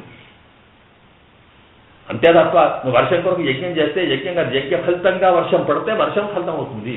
కనుక అక్కడ ఏంటంటే నీ సాధన వేరు, సాధన వల్ల కలిగే ఫలితం ఏదో ఉందో ఆ ఫలితాన్ని ఇచ్చేవాడు వేరే వచ్చి ఫలితం ఇవ్వాలి. ఇక్కడ వాడేనా కనుక ఫలితం వాడే ఇస్తాడు. ఇప్పుడు మనకు ఆయన్నే ఉన్నప్పుడు అర్జునుడికి ఈయననే రథాన్ని నడుపుతున్నప్పుడు, కృష్ణుడే రథాన్ని నడిపించినప్పుడు ఇక జరిగింది ఏంటి కనుక ఆయన్నే ఉన్న అన్యాయంగా చూసుకుంటున్నాడు, లేకపోతే పిలుచుకురావాల్సి వస్తుంది. కనుక ఆ సాధనలో ఏంటంటే అవి ఇతర ప్రయాసాలు పెరుగుతాయి. అలాగే ఆ సాధనలకి వాటికి జ్ఞానం మనకున్నది. వ్యక్తికి ఇట్లా చేయాలి, ఎన్నిసార్లు పని చేయాలి, ఎన్నిసార్లు పని చేయాలి, ఎన్నిసార్లు చేయాలని జ్ఞానం ఉంది. ఆ చేసే సాధనకి ఏం లేదు. కనుక మనకు కావాలని మన జ్ఞానం ఉంటుంది, జ్ఞానం వాడుకుంటారు. ఈ రెండున్నప్పుడు నడమ సాధన ఇచ్చేది ఏం లేదు, ఇది వట్టిగా తోవలేదు. కనుక ఈ రకంగా ఎక్కడ చూసినా కానీ అసలు పరమాత్మ మీద విశ్వాసం ఉంచడం అనేది ప్రధానం. కనుక ఆ భక్తి అది తప్ప మరొకటి లేదని ఈ రకాలుగా చెప్పుకుంటూ కర్మయోగ, జ్ఞానయోగ, భక్తి యోగ, ధ్యానం ఏమున్నాయో అవన్నీ సమూలంగా వదిలేసి వాసన లేకుండా వదిలేసి నన్నే పట్టుకో అని ఇక్కడ ప్రపంచతత్వాన్ని అంటే ఇక్కడ ఎవడైతే ఇలాగ పట్టుకుంటాడో వాడిని ప్రపన్నుడు అంటాం మనం. ఇక్కడ ఒక్కొక్క సాధన పట్టుకునే వాడికి ఒక పేరు. కర్మనే మనం సాధిస్తాను, నా కర్మ ద్వారా నేను చేస్తా అనుకునేవాడు కర్మయోగి, జ్ఞానం ద్వారా చేస్తున్నవాడు జ్ఞాని, భక్తి ద్వారా చేస్తున్నవాడు భక్తుడు, అలాగే ప్రపత్తియే ప్రధానమైనవాడు ప్రపన్నుడు. కనుక మనం అంతా ప్రపన్నులం అంటే అర్థం ఏంటన్నమాట, ప్రపన్నులం అంటే ఏదో మరిగెట్టుకుంటాం, ఏదో చేస్తాము, తీర్థించుకుంటామని అర్థం కాదు. ప్రపన్నులు అంటే పరమాత్మ మీద విశ్వాసులు, వాడు చూసుకునేవాడు ఉన్నాడు అని చెప్పి మన పనులు చేసుకుంటున్నాం. కనుక మనం అర్థం ఏంటి, ఇక్కడ బస్సు నడిపించే డ్రైవర్లు నమ్మకం కూర్చున్నాం అయిపోయింది, ఏం శాతం చేస్తారు వాడు అడే నడిపిస్తాడు అని. కనుక అట్లా కాకుండా ఇక భక్తులు అంటే ఎవరి పేరు నీ సర్టిఫికేట్ పాస్ అయ్యారు, నువ్వు ఎన్నాళ్ళ ఇక్కడ డ్రైవింగ్ చేయబట్టి అనుకుని కూర్చున్నాడు అనుకో, వాడు భక్తుడు, వాడు జ్ఞాని తెలుసుకుంటాడు. వాడు అరే చదువుకొని ఎక్కడి అది వెంబడి దిగిపోతాడు, ఎందుకని వీడు అక్కడ కూర్చోడు జ్ఞాని అక్కర్లేదు. మనం ప్రపంచం పడతా కనుక మనం ప్రపంచంలో బతకడం చాలు. అని చెబుతూ ఇది మామేకం శరణం మా అంటే నన్ను అనే మాటలు చెబుతూ ఇక్కడ పరమాత్మని ఉపాయంగా భావించడం ఇది కూడా ఉపాయ స్వరూపం కనుక ఇక్కడ సర్వధర్మాన్ని పరిత్యజ మామేకం శరణం ప్రజ అన్నప్పుడు మొదటి పార్ట్ సర్వధర్మాన్ని పరిత్యజాది ఇతర సాధన ఉపాయాలు చెప్పి వాటికన్నా ఇది ఉండేది గొప్పది కనుక ఈ ఉపాయాన్ని నువ్వు పట్టుకో అని అర్థం ఇక్కడ అనమాట ఇక్కడ మా అమ్ము ఇతరాన్ని మనం టెక్స్ట్ మీద వెళ్దాం మా సర్వరక్షకనాయ్ உனக்கு கையலாய் உன் நினைவு பார்த்து உன் దోషத்தை భోగ్యமாக கொண்டு ఉనక్కు పుహరాయి ఇక్కడ మాం అంటే నన్ను అనేది కట్టున్నాడు నాకుండే తత్వం ఏమిటి ఇప్పుడు రెండు మాటలు ఉన్నాయి దాంట్లో ఒకటి అహం రెండోది మాం అని ఈ వీటిని గురించి మనం రేపు విందాం ఎందుకంటే అహం అని పరమాత్మకు రెండు లక్షణాలు ఉన్నాయి ఒకటి ఏంటంటే అందరికన్నా పరాత్పరుడు అనూరణీయాన్ మహతో మహీయాన్ అని భగవతత్వాన్ని చెప్పేటప్పుడు అన్నిటికీ చిన్నలో చిన్నవాడు అన్నట అన్నిటికీ పెద్దవాడు వాడి కనుక చిన్నలో చూస్తే వాడిని ఇచ్చేవాడు చిన్నలో చూస్తే పెద్దలో చూస్తే అంతమించిన వాడు అంటే అవసరం అనుకుంటే చిన్నగా అవుతాడు పెద్దగా అవుతాడు ఈ పెద్ద కావడం అంటే పరస్పరపు వాడిని మించిన వాడు మరి లేడు నా సమహ అభ్యధికచ్చ దృశ్యతి వాడితో సమానమైన వాడు కానీ వాడికన్నా పైన వాడు లేడు అని అన్నమాట ఇది పరత్వం అంటాం అంటే ఎందులో జ్ఞానంలో శక్తిలో బలంలో ఎందులో చూసినా సరే ఇంకా వాడే సూపర్ మోస్ట్ ఇంకా వాడిని మించిన దానికే బ్రహ్మ అని పేరు ఇది పరమాత్మ పరత్వం ఇక రెండవది అందరూ వాడి కింద వచ్చిన వాడే ఇక తర్వాత సౌరభ్యం అణువులని అంటే అన్నిటికీ తక్కువ అంటే ఇవాడు ఎంత తక్కువగా పోతాడంటే ఇంకా లోకములు అన్నిటికన్నా నీచంగా తక్కువగా ఉన్న దానికి కూడా తక్కువతాడు ఎప్పుడు తను తలుచుకుంటే కనుక వాటి సంకల్పాన్ని బట్టే ఉంటుంది కనుక రెండు లక్షణాల దగ్గర ఉన్నాయి ఒకటి పరత్వము రెండవది సౌలభ్యము కనుక పరత్వం అంటే దేనికోసం అంటే మనకు కావలసిన పనులు ఏదంటే సాధించగలిగే శక్తి ఉన్నవాడు తెలవడం కోసం వాడు తప్ప కూడా ఏం చేయలేడు మనకు అనే దృష్టి కోసం పరత్వం సౌలభ్యం అంటే ఏంటి అంత పెద్దవాడైతే మనం చేయాలంటే ఏంటి మనకి ఎప్పుడు పడితే అప్పుడు ఈజీగా అవైలబుల్ దొరుకుతారు సౌలభ్యం ఈ రెండు లక్షణాలు ప్రధానంగా పరమాత్మలో ముఖ్యమైనవి అయినప్పుడు ఏంటి ఇక్కడ ఎప్పుడైతే ఆయన అహం అని చెప్పానుకో అహం ఏంటి ఇక్కడ మామేక అహం స్వాతమ్మ పాపేభ్యో అహం అంటే ఇది అహం సంస్థలో నేను మా అంటే నన్ను అంటే అప్పటికి నేను అన్నప్పుడేమో కాస్త వీడు విరపిసిపోతాడు నన్ను అన్నప్పుడు కాస్త వాడు లొంగినట్టు కనిపిస్తుంది కనుక అహం అంటేనేమో పరత్వం దొరుకుతుంది మాం అంటేనేమో అందరికీ లొంగినటువంటి వినయ విధేయతలకు సౌలభ్యం దొరుకుతుంది కనుక భగవద్గీతలో ఎక్కడైనా సరే ఆయన ఒక పరుడుగా తన పరత్వం చెప్పవలసినప్పుడల్లా అహం అహం అహం అంటాడు అహం అండి ప్రకృతిలో సృష్టి చేసిన అహం గర్భం దదామ్యహం భర్త గతిర్భర్త సర్వం నేనే అని అహం నేనే చేశాను అహమేవం భక్త్యా తనన్యా శక్య అహం ఏవం విధో అర్జున నేను నన్ను తెలుసుకోవాలంటే భక్తి తప్ప కొట్టేదయ్యా అర్జున ఇట్లా నా సంగతి చెప్తాను అహం ఎక్కడ చూసినా అహం ఇక ఆ తర్వాత మరి నీకు సహాయం చేయాలనుకున్నప్పుడు నిన్ను ఎట్లయినా సరే తన వశం చేసుకొని నీ పని చేయాలనుకున్నప్పుడు ఏం చేస్తాడు అప్పుడు నన్ను అనుకోకు నేను నీకు ఎట్లంటే అట్లా తయారు అని చెప్పి మామేవ ఏ ప్రపద్యంతే మాయా నా దగ్గర నాకు దండం పెట్టి నన్ను పట్టుకో నేనేం చూసేస్తాను అలాగా మా అన్నప్పుడల్లా అప్పుడేంటే ఆయన చూపినటువంటి లక్షణాలని కూడా అన్ని సులభంగా వచ్చేసారు అనన్యాశ్చిత్తయంతో నన్ను నేనున్నగా నా సంగతి చూసు నన్ను నమ్ముకోను అహమ్మా నేనున్న నీకు ఏదేమంటే అసలు చేస్తాను నీకు ఎట్లాంటి అసలు ఏదంటే అది మా అనన్యాశ్చిత్తయం ఏది నాకు పార్టీ అని ఇలాగా మామని వచ్చిన చోటల్లో సౌలభ్యం సులభంగా మనకి ఇంకా మనకు నౌకరికన్నా తప్ప చేస్తారు అటువంటి స్థితి వచ్చినప్పుడల్లా ఇక అహమ్మని వచ్చిందనుకోండి అప్పుడు మనకు కాదు ఎవరికైనా చేస్తాడు ఈ రెండు కూడా లక్షణాలు ఏం చేస్తాయంటే ఈ చేతనునికి అంటే ఈ ఆత్మకి ఇవి జ్ఞానం కలిగిన ఆత్మకి అయితే రక్షణ పనికొస్తాయి సౌలభ్యంగా మనం అతని దగ్గరికి వెళ్ళడానికి పనికొస్తాయి ఈ రెండు లక్షణాలు కనిపిస్తాయి కనుక ఇక్కడ మామ అనేది ముందు చెప్తున్నాడు మామ అనేది ఏంటంటే ఇప్పుడు అహంకారం రెండు వాక్యాల్లో నేను అని చెప్పాడే దానికి మామ అనేది ముందుకు చెప్తున్నాడు అంటే మనం అతని దగ్గర ఓరగల ముందు మనకేంటంటే మిగతా శాసనాలు ఏమవుతున్నాయో కర్మయోగం జ్ఞానయోగం భక్తి యోగం ఇవన్నీ ఏదో చెప్పామో అవన్నీ కష్టం అన్నటువంటి మరి నువ్వు తరాస్తరానికి నీ దగ్గర రావడం ఎంత కష్టం సామాన్యంగా లోకల్లో అధికారం ఉన్నటువంటి ఒక పెద్ద అధికారం దగ్గరికి మినిస్టర్ దగ్గర పోవాలంటే ఎంతో కష్టం అటువంటి అయితే ఎక్కడంటే కొన్ని బ్రహ్మాండ నాయకుడు సర్వేశ్వరుడు ఎక్కడ రోజు తెలియదు ఏ రోజు తెలియదు కనిపించవు మరి ఎట్లా అనుకోవాల్సిన అవసరం లేదు నీకు ఎక్కడంటే అక్కడ కనిపిస్తుంది నీ దగ్గరనే ఉన్న లోపల చూసుకో అని చెప్పేటువంటి మాం అనే లక్షణం ఉంది. ఆ మాంని ఇక్కడ వివరిస్తున్నారు అనమాట. ఇక్కడ ఇక్కడనట మాం సర్వరక్షకరాయి ముందు ఒకటి ఏంటంటే నన్నెందుకు వస్తున్నా అంటే అందరినీ రక్షిస్తాను నేను. ఇప్పుడు వేరే సాధనలు ఉన్నాయి, కర్మయోగం కానీ జ్ఞానయోగం కానీ భక్తి ఏదైనా సరే, అవి ఏంటి ఎవరు చేస్తారో వాడే రక్షిస్తాయి, ఇంకో రక్షిస్తావు కదా. రక్షించడం అంటే ఏమిటో వాడిని మనం గుర్తుంచుకోవాలి. రక్షకత్వం అక్కడ చెప్పిన రక్షకత్వం అంటే ఏమిటి, మనకి ఏది కావాలో అది ఇవ్వడం, ఏది వద్దనుకో తీశాడు. ఇష్ట ప్రాప్తి అనిష్ట నివృత్తి అవి అక్కడ చెప్పినాడు. రక్షకం అన్నట్టు అవరక్షణే అంటే ఏంటి రక్షణ, నీకేది కావాలి ఇవ్వాలి, నీకేది వద్దో తీసేయాలి, అదే రక్షించడం, కాపాడమంటే అర్థమది. కనుక అందరినీ కాపాడమంటే ఎవడెవడికి ఏది తప్ప కావద్దో అది తీసేయడం, అందరికీ ఉంచడం. అయితే మనం అడిగినా అడగకపోయినా, మనం తెలుసుకున్నా తెలుసుకోకపోయినా, మనం చూసినా చూడకపోయినా బాధ్యత వాడిది. కనుక కన్న తండ్రికి పిల్లల గురించి రక్షించవలసిన బాధ్యత తండ్రి, పిల్లలు అడిగినా అడగకపోయినా ఎట్లా వాటిలో చేస్తారు సర్వరక్షకుడు. కనుక ఈ సర్వరక్షకుడు అనే దాంట్లో నాకు రక్షణ చేయడమే ప్రత్యేకత ఉంది కనుక రక్షాపేక్ష ప్రతీక్షతి, ఎప్పుడు అడుగుతాడో ఎవడెడుతాడో దృష్టి ఉంటుంది కనుక సర్వరక్షకుడు ఆయన.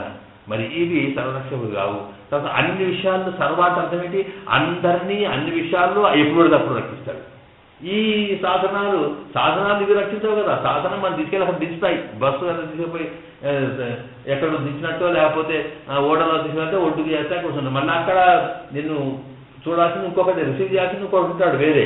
ఇక్కడ అట్లా కాదే, అంటే తీసేపోడు వాడే, పెట్టుడు వాడే, ఇంటికి పట్టుకోడు వాడే, పెట్టుడు వాడే. కనుక ఇక్కడ రక్షకత్వం ఇట్లా ఉంటుందని. సర్వరక్షకుడైనటువంటి వాడు నిన్ను రక్షించడా.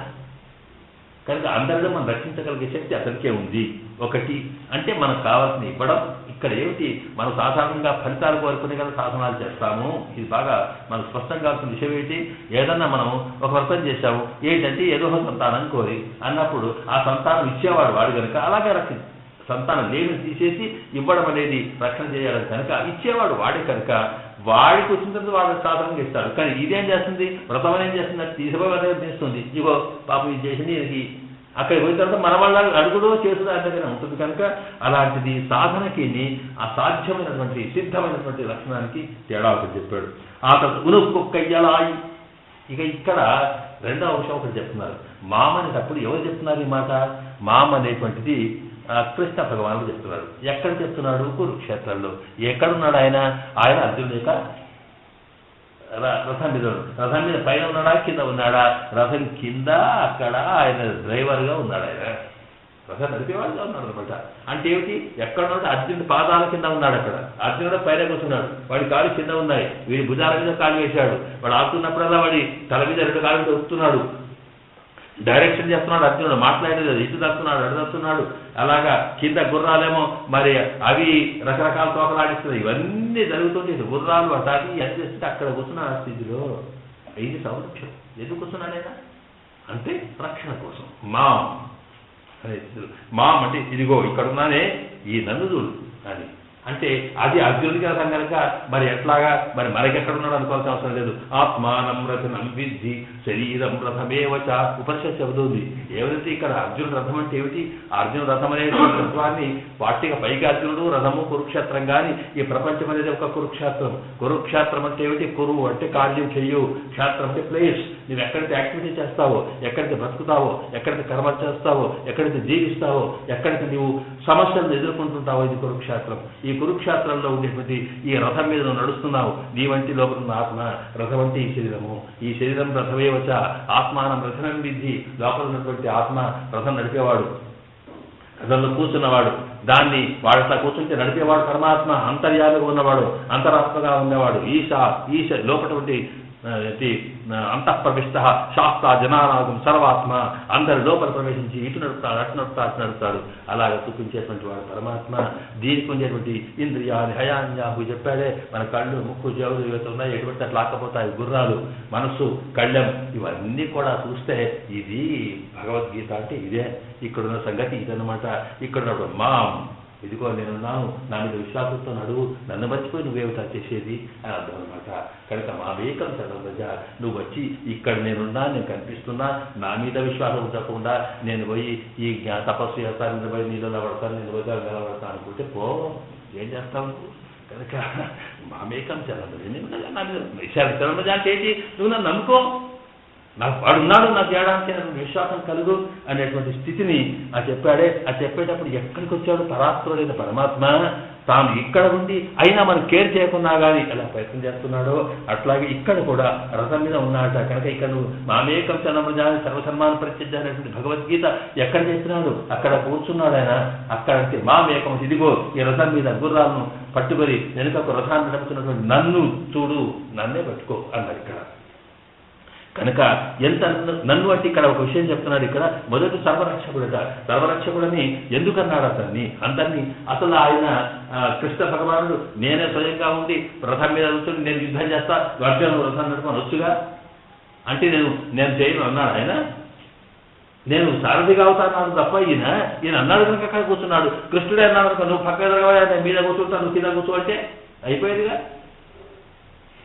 మరి అట్లాగా ఇదేంటి మరి ఈయన ఇక్కడ ఎందుకు కూర్చున్నాడు, ఆయన ఎందుకు యుద్ధం చేయమన్నాడు అక్కడ అంటే యుద్ధం చేయడం నిమిత్త మాత్రం భావసంధ్య సాధ్యం అంటే సాధారణంగా పరమాత్మకు ఎంత కృప ఎంత ప్రేమ ఈ ఆత్మల మీద అంటే వాడికి పేరక్కర్లేదు, కానీ వాడి వల్ల ఎవరికైనా తనవాడి పేరు వస్తే సంతోషం వాడికి.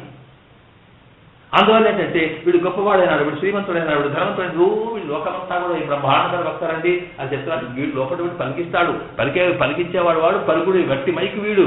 కానీ ఎంత బాగుందని మైకు చాలా క్లియర్ సౌండ్ వస్తుంది, ఆయన మైకు మెచ్చుకుంటా కానీ బయట మాట్లాడేది కాదు. అలాగే ఈ స్థితిలో ఎప్పుడైతే ఉంటామో ఆ స్థితికి వచ్చినప్పుడు లోపల నిమిత్త మాత్రం భవ అంటే అర్థమది నీవు కేవలం ఒట్టిగా నాకు కారణం ఏదో ఒక ఇన్స్ట్రుమెంట్గా, కానీ పేరు నీకే. మైక్ మంచిదనా అంటే మైక్ మంచిదని వీడు మాట్లాడుతున్నా. కనుక అలాంటి స్థితి వచ్చినప్పుడు కూడా దానికోసం ఆయన చెప్పినాడు యుద్ధం నువ్వు చేయి, పేరు నీది, అర్జునుడు వీరుడు, అర్జునుడు కథ. కానీ మరి వీడేంటి డ్రైవర్గా కూర్చున్నాడు. మరి డ్రైవర్గా కూర్చున్నాడు ఎట్లా రక్షిస్తాడు? ఇది రక్షించేవాడు ఏమంటే కారులో పోతుంటే అసలు డ్రైవరే రక్షిస్తాడు యజమాని. ఎవడు రక్షిస్తాడని వాడు సరిగ్గా నిలబోకపోతే వీడు ఎక్కడ యాక్సిడెంట్ చేస్తే వీడు వాడు సమాప్తం. అందులో యుద్ధంలో ఇతను ఎందుకు కృష్ణుడు ఎందుకు అతనికి పార్థసారథిగా ఎందుకు మారాడు, ఎందుకు యుద్ధం చేశాడంటే రక్షణ కోసం. అంటే తాను యుద్ధం చేస్తే వీడు డ్రైవ్ చేసేవాడు ఎటు పోయిన యుద్ధం చేసేటప్పుడు ఎదురుగా శత్రువు యుద్ధం చేస్తున్నాడు, వాడు బాణాలు వస్తున్నాయి, వాడు ధనుసులు వస్తున్నాయి, వాడి ప్రమాదం జరిగేటప్పుడు వీడికి ఎక్కువ వీడు దేగకారంతో చూడాల్సి వస్తుంది. వాడు ఎక్కడికి వస్తున్నాడు, వాడి ఏంటి ఫైరింగ్ ఎక్కడ జరుగుతుంది, ఆ ఫైరింగ్కు ఎదురుగా అవ్వకుండా ఇటు పక్కన తప్ప అటు పక్కన తప్పడంలో. ఎందుకంటే ఆ డ్రైవ్ చేసేవాడు వాడు తప్పించాలి వాడిని కాకుండా వాడు ఇటువైపు వాళ్ళకి ఎదురుగా పోతే రోజు వీళ్ళు గోలి తాగుతుంది, దానికి బాణ తాగేస్తుంది. కనుక వీడు రక్షించవలసినటువంటి కీ పొజిషన్ అది. అందుకొరకు డ్రైవర్గా ఉన్నాడు ఆయన పార్థసారథిగా. వాడు ఎందుకంటే వీడు వేసేది వస్తున్నాడు, వీడి గురి తప్పకుండా వాడు వేసేది గురి తప్పేటప్పుడు వాడు పక్కకు పోయినా కానీ వీడు తప్పపోతే ఆయన వీడు దాస్తాడు. కనుక అది చూసుకుంటూ ఏది పోవాలి, ఏడు రక్షించాలి, ఏం చేయాలి, ఆ స్థితి అంతా కూడా చేస్తూ రక్షించేవాడు ఆయన. కనుక ఆ స్థితిలో ఉన్నవాడు ఆయన. అటువంటి వాడు ఉండి కూడా అక్కడ ఏమన్నాడు ఆయన, ఇటువంటి స్థితిని వాడు అర్జునుడు అర్థం చేసుకోలేదు. వాడి మీద కూర్చొని అక్కడ దాకా అసలు ఎప్పుడు శిష్యస్తేహం శాతిమాన్ త్వాం ప్రపన్నమని నీవు తప్ప నాకు రక్షకుడు అని ఎప్పుడన్నాడు. వాడికి ఎప్పుడైతే ఏడుపు వచ్చి దిక్కులేక నా పరిస్థితి అయిపోయింది, ఏ విధంగా చూడాలి వాడి అందులో కృష్ణుడి మీద ఎందుకు పడ్డాలంటే వాడి మీద మహాభక్తితో అని మనం అనుకోవాల్సిన అవసరం. ఎందుకంటే దుఃఖం వచ్చింది, ఏడుపు వచ్చింది, ఎవరు దక్కుతుంది, ఎవరి మీద ఉంటే వాడి మీద ఏడుస్తాం. వాడికి ఆ మీద కింద కూర్చున్నాడు, బాబు ఎట్లా బావాయే ఎట్లా మీద పడ్డాడు.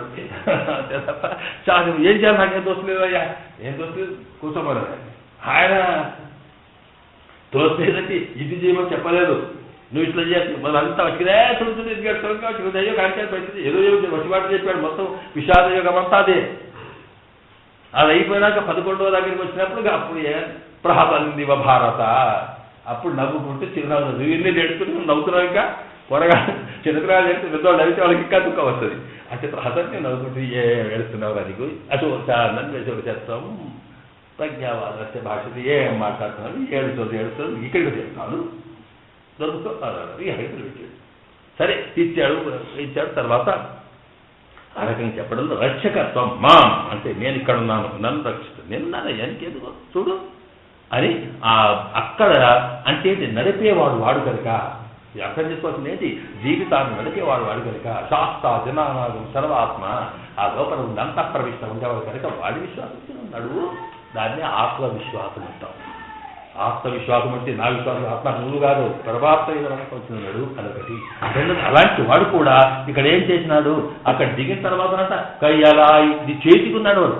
ఎట్లా అంటే అలాంటి వాడిని అక్కడ యుద్ధంలోకి వెళ్తున్నాడు. ఒక్కసారి అర్జునుడు ధనుసు పట్టుకున్నాడు, చూశాడు. ధనుర్జన్మ పాండవ అట్లా వచ్చాడు, ఎత్తి కొట్టాడు యుద్ధం చేద్దామని. ఎందుకంటే అక్కడి భీష్ముడు గారు అప్పటికే బ్రహ్మాండమైనటువంటి బొమ్మ శంఖం ఊదాడు. ఇక్కడి పాంచజన్యం ఋషికేశ ఇవన్నీ అయిపోయినాయి. ఎక్కడెక్కడ స్టార్ట్ అయిపోయింది యుద్ధం. అంటే అప్పుడు ధనుసు ఎత్తాడు, ఎత్తిన తర్వాత చూశాడు. చూసిన తర్వాత ఎవరిని కొట్టాలనుకున్నాడు. ఎవరిని కొట్టాలంటే వీడికి ఈక్వల్ కావాలి. నువ్వు ఎవరు పెడితే వాడిని కొడతావా, నేను జీవితం యుద్ధం చేస్తాను వీడికి అహంకారం కనుక అట్లా కాదు. అనేటప్పటికీ ఎవరిని కొట్టాలి, ఎవరితో కొట్టాలని చూసే సేనయో రుహయోర్ మధ్య రథం స్థాపయామి అచ్యుత అని అప్పుడు చెప్పాడు. కృష్ణ చూడగా ఇక్కడిక్కడ కాదు, నా చక్కగా పాండవులకు కౌరవులకు మధ్యన 2 సేన సైన్యాలు ఉన్నాయి, ఉభయ మధ్య తీసుకెళ్ళి మన రథాన్ని స్థాపన చేయక్కడ. ఎందుకంటే కైర్మయ ఆశ్రయోద్ధవ్యం, నేను ఎవరితో యుద్ధం చేయాలి చూసుకుంటాను అంతని. నేను ఎవరితో పడితే యుద్ధం చేయడానికి ఒట్టి సోల్జర్తో ఒకటి పరికరాలతో యుద్ధం చేయడానికి నేనేమి తక్కువ అని అర్జునుడిని, కనుక నాకు తగిన వాడు ఎవడో నేను చూసుకోవాలి కనుక అర్పించేవాడు. మంచి స్వామి అన్నాడు. ఏం మాట్లాడదు. అప్పటిదాకా కూడా ఆ భగవద్గీతలో కృష్ణ భగవాన్ నుంచి ఒక్క మాట రాలేదు. సేనయో రుభయోర్ మధ్య తీసుకెళ్ళి అక్కడ పెట్టాడు. పెట్టి చూపించాడు, ఇదిగో అర్జున ఇటు కౌరవులు ఇటు పాండవులు చూసుకో అన్నాడు. అనేటప్పుడు అచ్యుత అన్నాడు. అచ్యుత అంటే ఏంటి, సాధారణంగా అచ్యుత శబ్దానికి అర్థం అంటే చేతికి చిక్కిన వాడిని అసలు విడువని వాడు వీడు. పరమాత్మ ఏంటంటే ఒక్కసారి వాడి చేతికి చిక్కి ఆ స్వామి నువ్వు తప్ప నాకు లేదంటే ఇక నువ్వు పట్టుకున్నప్పుడు వాడే పట్టుకుంటాడు. ఇక పోకుండా ఇది నీదే ఇచ్చిన బట్టి పట్టుకొని ఇక విడవకుండా ఎట్లయితే మనం పట్టుకొని పోతామో అట్లాగే పరమాత్మ కూడా ఆత్మ సమర్పణం చేసినటువంటి ఈ జీవాత్మను ఇక వాడికి వాడు పట్టుకోకపోయినా వాడు చెడిపోకుండా చూసుకోవాల్సిన బాధ్యత వాడి ఉంటుంది కనుక అలా వాడిని అచ్యుత అంటాను. అలాంటి అచ్యుతాన్ని పిలవాల్సిన వాడిని అచ్యుత అన్నాడు. ఇక్కడేం అచ్యుత అంటే నన్ను విడిపోకపోయిన అర్థం కాదు. ఇక్కడ అంటే సేనయోర్ ఉభయోర్ మధ్య 2 సైన్యాల మధ్య యుద్ధుడు నువ్వు కుదో, ఎందుకంటే నువ్వు భయపడి పారిపోయావు అని. చ్యుతాడు జారిపోయేవాడు. అక్కడ ఉండి రథం స్థాపయ దగ్గర రథం గట్టిగా ఉంది, నువ్వు కూడా కూర్చుండాలి, ఎందుకంటే నేను అందరినీ చూడాలి, ఎవరైనా తీర్థం చేయాలి మధ్య చూడమన్నాడు. ఫస్ట్ అయితాను పాండుపుత్రాం ఇదిగో వెళ్తున్నారు స్వామి. ఆ నీగేటప్పటికీ కాస్త మాటలు మంచిగా వేసింది. ఇదిగో ఈయన కొడుకు ఈయన మీ నాయన ఈయన తాత అని అర్థం వచ్చేట్టుగా చూడు స్వామి అని చెప్పాడు. అవునా ఈయన మా తాత ఈయన మా నాయన అయ్యో వీళ్ళందరూ పరుగు మరి పెట్టాడు. అక్కడ ఇది కావాలని చూసిండు వాడు అక్కడ. ఇలాగా అంటే ఏమిటి, కయ్యలాయి నన్ను పట్టుకోతే నీ చేతిలో ఉన్నాను, ఎవరి కోసం ఎత్తుతావు నువ్వు, ఏదో చేసి ఎక్కడో పొందాలి పెట్టండి కన్నా ఇక్కడైతే సర్వశక్తి, ఇక్కడైతే పరమచేతనాయి అన్ని తెలిసిన వాడు. రక్షకుడే కాదు, నీవు అడగాల్సిన అవసరం లేకుండా నిన్ను ఎక్కడ కాపాడాలి, ఎట్లా చేయాలి, పరమ చైతన్య కలవాడు, పరమ సంకల్పం గలవాడు, సర్వశక్తివంతుడు. అలాంటి వాడు నిరపాయనాయి మిగతా సాధనాలు లాంటివి. సాధనానికి ఏం చేయాలో తెలియదు, ఏం చేయాలో నువ్వన్న చెప్పాలి, లేకపోతే జపం ఎన్నిసార్లు చేయాలి, తప్ప ఎన్నిసార్లు చేయాలి నీకు చేతుల మీద ఆ జపానికి తెలియదు. అట్లాగే అక్కడ ఏంటంటే అది శక్తి కూడా లేదు దానికి. ఆ శక్తి అనేది నువ్వు ఎనర్జీ ప్రొడ్యూస్ చేస్తే అవసరం లేకపోతే లేదు. కానీ సర్వశక్తి నువ్వు ఎన్ని ఏ రకమైన ఆపత్తు వచ్చినా సరే కాపాడగలిగే శక్తివంతుడు ఆయన. నిరపాయిక ఇక్కడ ఏంటంటే మధ్య మధ్య ఆటంకాలు వస్తాయి. మన పేద చెప్పండి బ్రహ్మాండంగా ఆహారం సృష్టి చేయమాలని ఓం ఓం ఓం అని చెప్పి ఎవరో తగ్గుపడతారు, అయిపోయింది. ఎవరక్కడ అయిపోయింది, ఇది ఇక్కడ వాడారు. ఇది ఎన్ని రకాల ఆటంకాలు. రెండోది ఎన్నో ఆటంకాలు వస్తాయి సాధనలో. సాధనకు ఆటంకం వచ్చిందంటే మళ్ళా స్టార్ట్ ఎప్పటికే అదేదో ఉంది కదా కైలాసపటం వైకుంఠ పరపటం సోపానపటంలో కదా పోయినప్పుడు పామింగా కింద వాడు అప్పామింగా కింద వాడ దిచ్చంది ఎప్పుడు మన కింద కూడా మన పామింగ్ అక్కడ నాకు పెద్ద మిగుతుంది. ఏమి కర్మ ఎంత ఇవన్నీ కూడా శాస్త్రం ఇది కదండి. లేదే అపాయం ఎక్కడ వాడే కాబట్టి వాడే ఉండే కనుక నిరపాయమాయి ప్రాప్తమాయి సహాయాంత నిరపేక్షమాయి. వీడికి ఇంకో సహాయం అక్కర్లేదు, ఏదంటే వాళ్ళు చేస్తారు. మనకేంటి ఈ సాధనకి ఎట్లా అవుతుంది, ఈ ఉపాయం అంటే అది ఉపాయం ఇది ఉపాయంగా చెప్తున్నారు. ఈ ఉపాయం ఎలాంటిదంటే ఈ ఉపాయం సాధన వేరే కావాలి, మళ్ళీ చేసేవాడు వేరే కావాలి, దీనికి మన సహాయం కావాలి. ఇవన్నీ ఉంటాయి కనుక మత్ ఉపాయంగా సాధ్యంగలాహయాలే స్వరూప సిద్ధ్యాన్ని చేతనయ అపేక్షిత్వం అచేతనంగళమాయ అశక్తంగళమాయ యొక్కయాలి కార్యసిద్ధి ఈశ్వరునయ అపేక్షిత్వం. వాడు ఎన్ని చేసినా దీనికి మళ్ళీ పరమాత్మనే కావాలి, దీనికి ఇచ్చేవాడు వాడు కదా, ఫలం ఇచ్చేవాడు కనుక ఇవన్నీ బాధల కన్నా ఇదే ఉపాయంగా తీసుకోవాలి. అంతే కాదట మరొక విషయం చెప్తున్నాడు ఇక్కడ. ఇప్పటిదాకా సాధారణంగా ఏంటంటే ఇది పట్టుకుంటే ఈ ఉపాయం ఎలాంటిదంటే మిగతా ఉపాయాల కన్నా పరమాత్మ అనే ఉపాయం ఎలాంటిదంటే అది పట్టుకుంటే విడిచేవాడు కాదు. ఒక్కొక్కసారి అవసరం పొరపాటు ఇంతవరకు దాకా మనము అమ్మవారిని పురుషకార స్వరూపురాలన్నాం. పురుషకార స్వరూపురా అంటే ఆమె చెబితేనే ఈయన చేస్తారని ఆమె మనసు కలిసి స్వతంత్రులైనప్పటికీ కూడా మనసు కలిసి చెప్పామే. ఒక్కొక్కసారి ఆమె కూడా ముందు ఎత్తేసినా ఆ ఎత్తేసే లక్షణం కూడా ఉందని చెప్పాం కదా.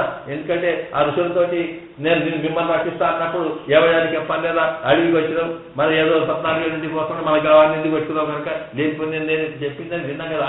అప్పుడు ఏమన్నా రప్పిహం జీవితాన్ని చెక్కాం, నేను పోయినా సరే నువ్వు పోయినా సరే నేను మాత్రం అన్నమాట తప్పేవాడిని కట్టి అన్నాడా లేదా. మరి అప్పుడు ఆమె పురుషకార స్వరూపురాలినాయి. మరి ఎందుకంటే ఆమెకు వాడు రామా అని రాముడికి దండం పెట్టాడు కానీ వీడికి చూసినారా వాళ్ళు ఆమెకున్న పాపం అది నా దగ్గర చూడదు దీన్ని సంక్రమించాగా చూస్తారు. అయితే అప్పుడు విచారణ కనుక ఈ ఉపాయం అంటే పరమాత్మ ఉపాయం ఎలాంటిదంటే నీవు ఎన్ని రకాల చేసిన ఎదురెట్లయాలి అంటే నిన్ను కాపాడాల్సినటువంటిది ఉపాయం అవస్థకు ఎదురు అంటే వ్యతిరేకమై ఉంది, నిన్నే సాధారణంగా రక్షించాల్సినటువంటి పరిస్థితి ఉన్నప్పటికీ కూడా అంటే సాధారణంగా చల్లగా ఉండేటువంటి నీటిలో ఏంటి ఒకసారి వేడి కలిగితే ముట్టడం ఎంత కష్టమో అట్లాగే చల్లగా ఉండాల్సిన అమ్మ కృపలో కూడా ఒకసారి మార్పు వచ్చినా వాళ్ళు అదేం లేదు నువ్వు ఎన్నదో చెప్పు నా వాళ్ళు తప్పు చేసేవాళ్ళు కాబట్టి మనకుండే దోషములన్నిటి కూడా తానే భోగ్యంగా భావించేసేటువంటి లక్షణం కలవాడు కనుక అలాంటి వాడిని మాం నన్ను పట్టుకోవాలి అర్థంలో ఈ మాంకి ఇన్ని రకాల అర్థం చెప్పుకుంటూ వచ్చారన్నమాట. చెప్పి కనుక ఇటువంటి మా నన్ను అని చెప్పి ఇది అంటే ఇప్పుడు పరమాత్మ అంటే ఇతర ఉపాయముల కన్నా పరమాత్మనే ఉపాయంగా భావించేటువంటి వాళ్ళకు ఉన్నటువంటి తేడా ఏమిటి ఇప్పుడు స్పష్టమైపోయింది మనకి. అవి తప్పురా ఉప్పురా సంగతి వదిలేయండి అంటే ఇది సులభంగా మనకు కావాల్సింది ఉన్నది కనుక దీన్ని పట్టుకోవాలి, ఇదే మన సులభం చేస్తుంది దృష్టిలో చెప్పి ఇక ఇవనైపోతుంది అహంకారం. రెండవది అహంకార గర్భం అవధ్యం. రెండవది వాటికి వీటికి తేడా వాటిలో అహంకారం ఒకటి ఉంటుందట. నేను చేస్తున్నాను ఇక్కడ నేనుండేది గీనుండేది ఇక్కడ అది ఇష్టం పడితే పట్టుకోలేకపోతే ఇక్కడ ఉంటాం కనుక ఈ రకంగా ఉండేటువంటి లక్షణంలో అని చెప్పి అటువంటి మాం ఏకం శరణం భజ. ఏకం అనే మాట ఉంది. ఇక నేను చదవకుండా దానికి ఒక సారం చెప్తున్నాం. ఏకం అంటే ఏ 7:30 మాం ఏకం శరణం భజ అన్నారే. ఇక సరే మాం అంటే ఇలాంటి వాడిని పొందాలి. ఏకం అన్నాడు. ఏకం అంటే ఒకటి అని సంగతి. ఇక్కడ ఏకం అంటే ఏ అని అంటారు. ఏవా దీన్ని అవధారణార్థం అంటామని ఇదివరకు ఒకసారి మనం మీద ఊ అంటే ఊ అని అర్థం ఉంది. అతనికి ఆ ఊ మా ఊ అంటే అతనికే ఆయనకే అంటామే. ఏ అతనికి ఒల్లి పరిమాణ అది ఏ అవధారణార్థం. అవధానం అంటే దాన్ని స్ట్రెస్ చేసేటువంటి అర్థం అనమాట. అతనికే అర్థం వచ్చినప్పుడు ఏ. ఈ ఏ అనేటువంటిది 2 రకాల అవుతుందని చెప్పుకున్నాం మనం. ఒకటి దీన్ని అవధారణాలది ఒకటి అయోగ వ్యవచ్ఛేదము అన్యయోగ వ్యవచ్ఛేదం అని. యోగం అంటే కలయిక, వ్యవచ్ఛేదం అంటే దానికి ఎడవాయడం. ఆ అంటే కాదు అంటే దానికే ఉండడం, దాంట్లో ఉండడం అనేదో అయోగం అంటాం.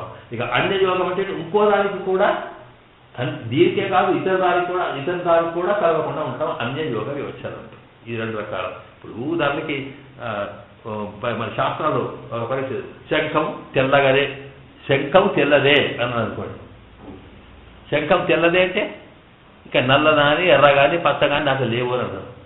దాన్ని తెలుగుంటేనే శంఖం అని అంటారు. తెల్లదే అనేది అంటే అదేం చేస్తుందంటే ఇదే కలర్ తప్ప వేరే కలర్ లేదు.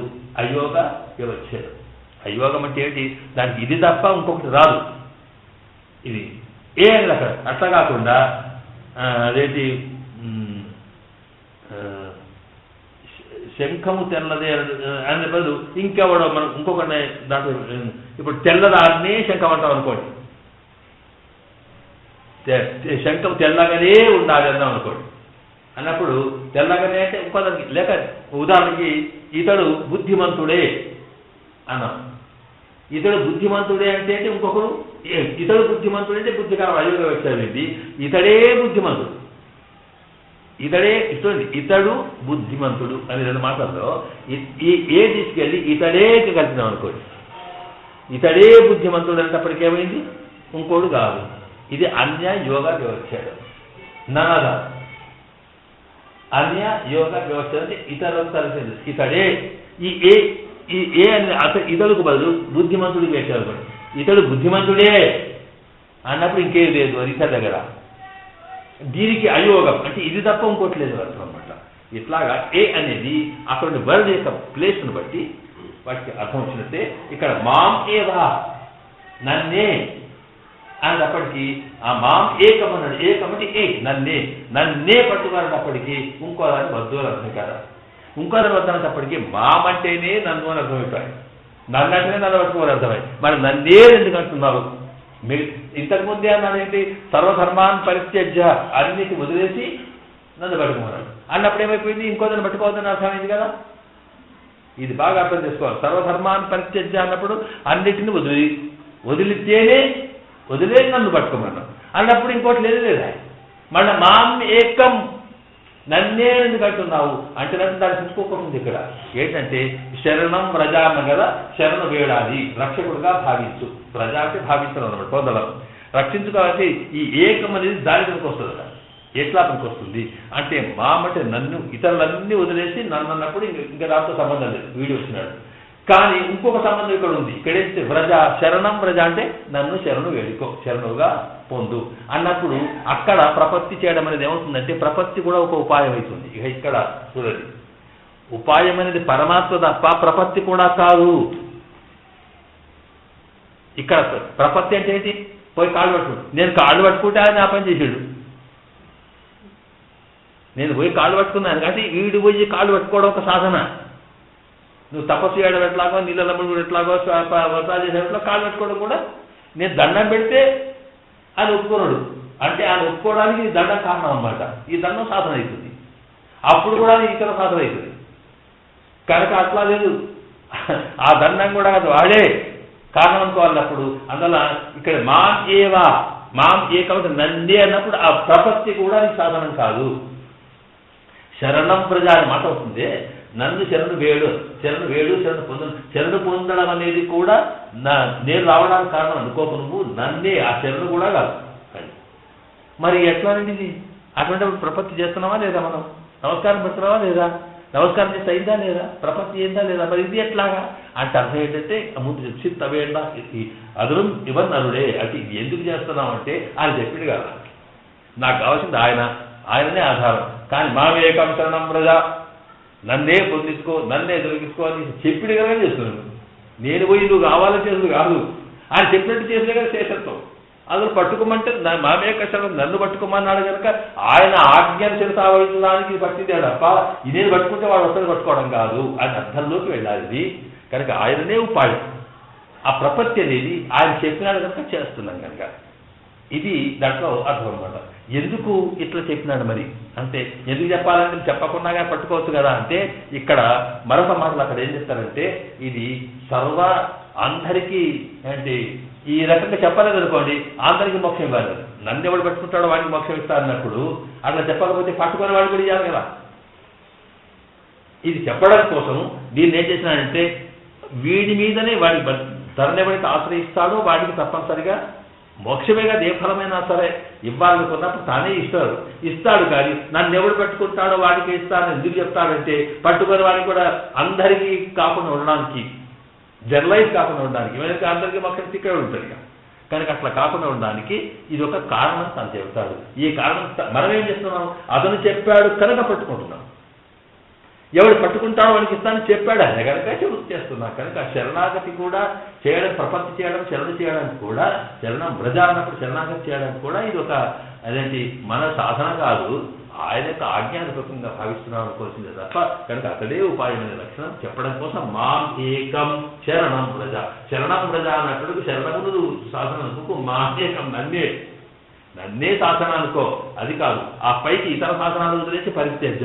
ఇక్కడ శరణాగతి కూడా సాధన కాదు, ప్రవృత్తి కాదు అనడానికి ఏకం నన్నే అని శరణం ప్రజ నన్నే పొందమని అక్కడ చెప్పడం జరిగింది.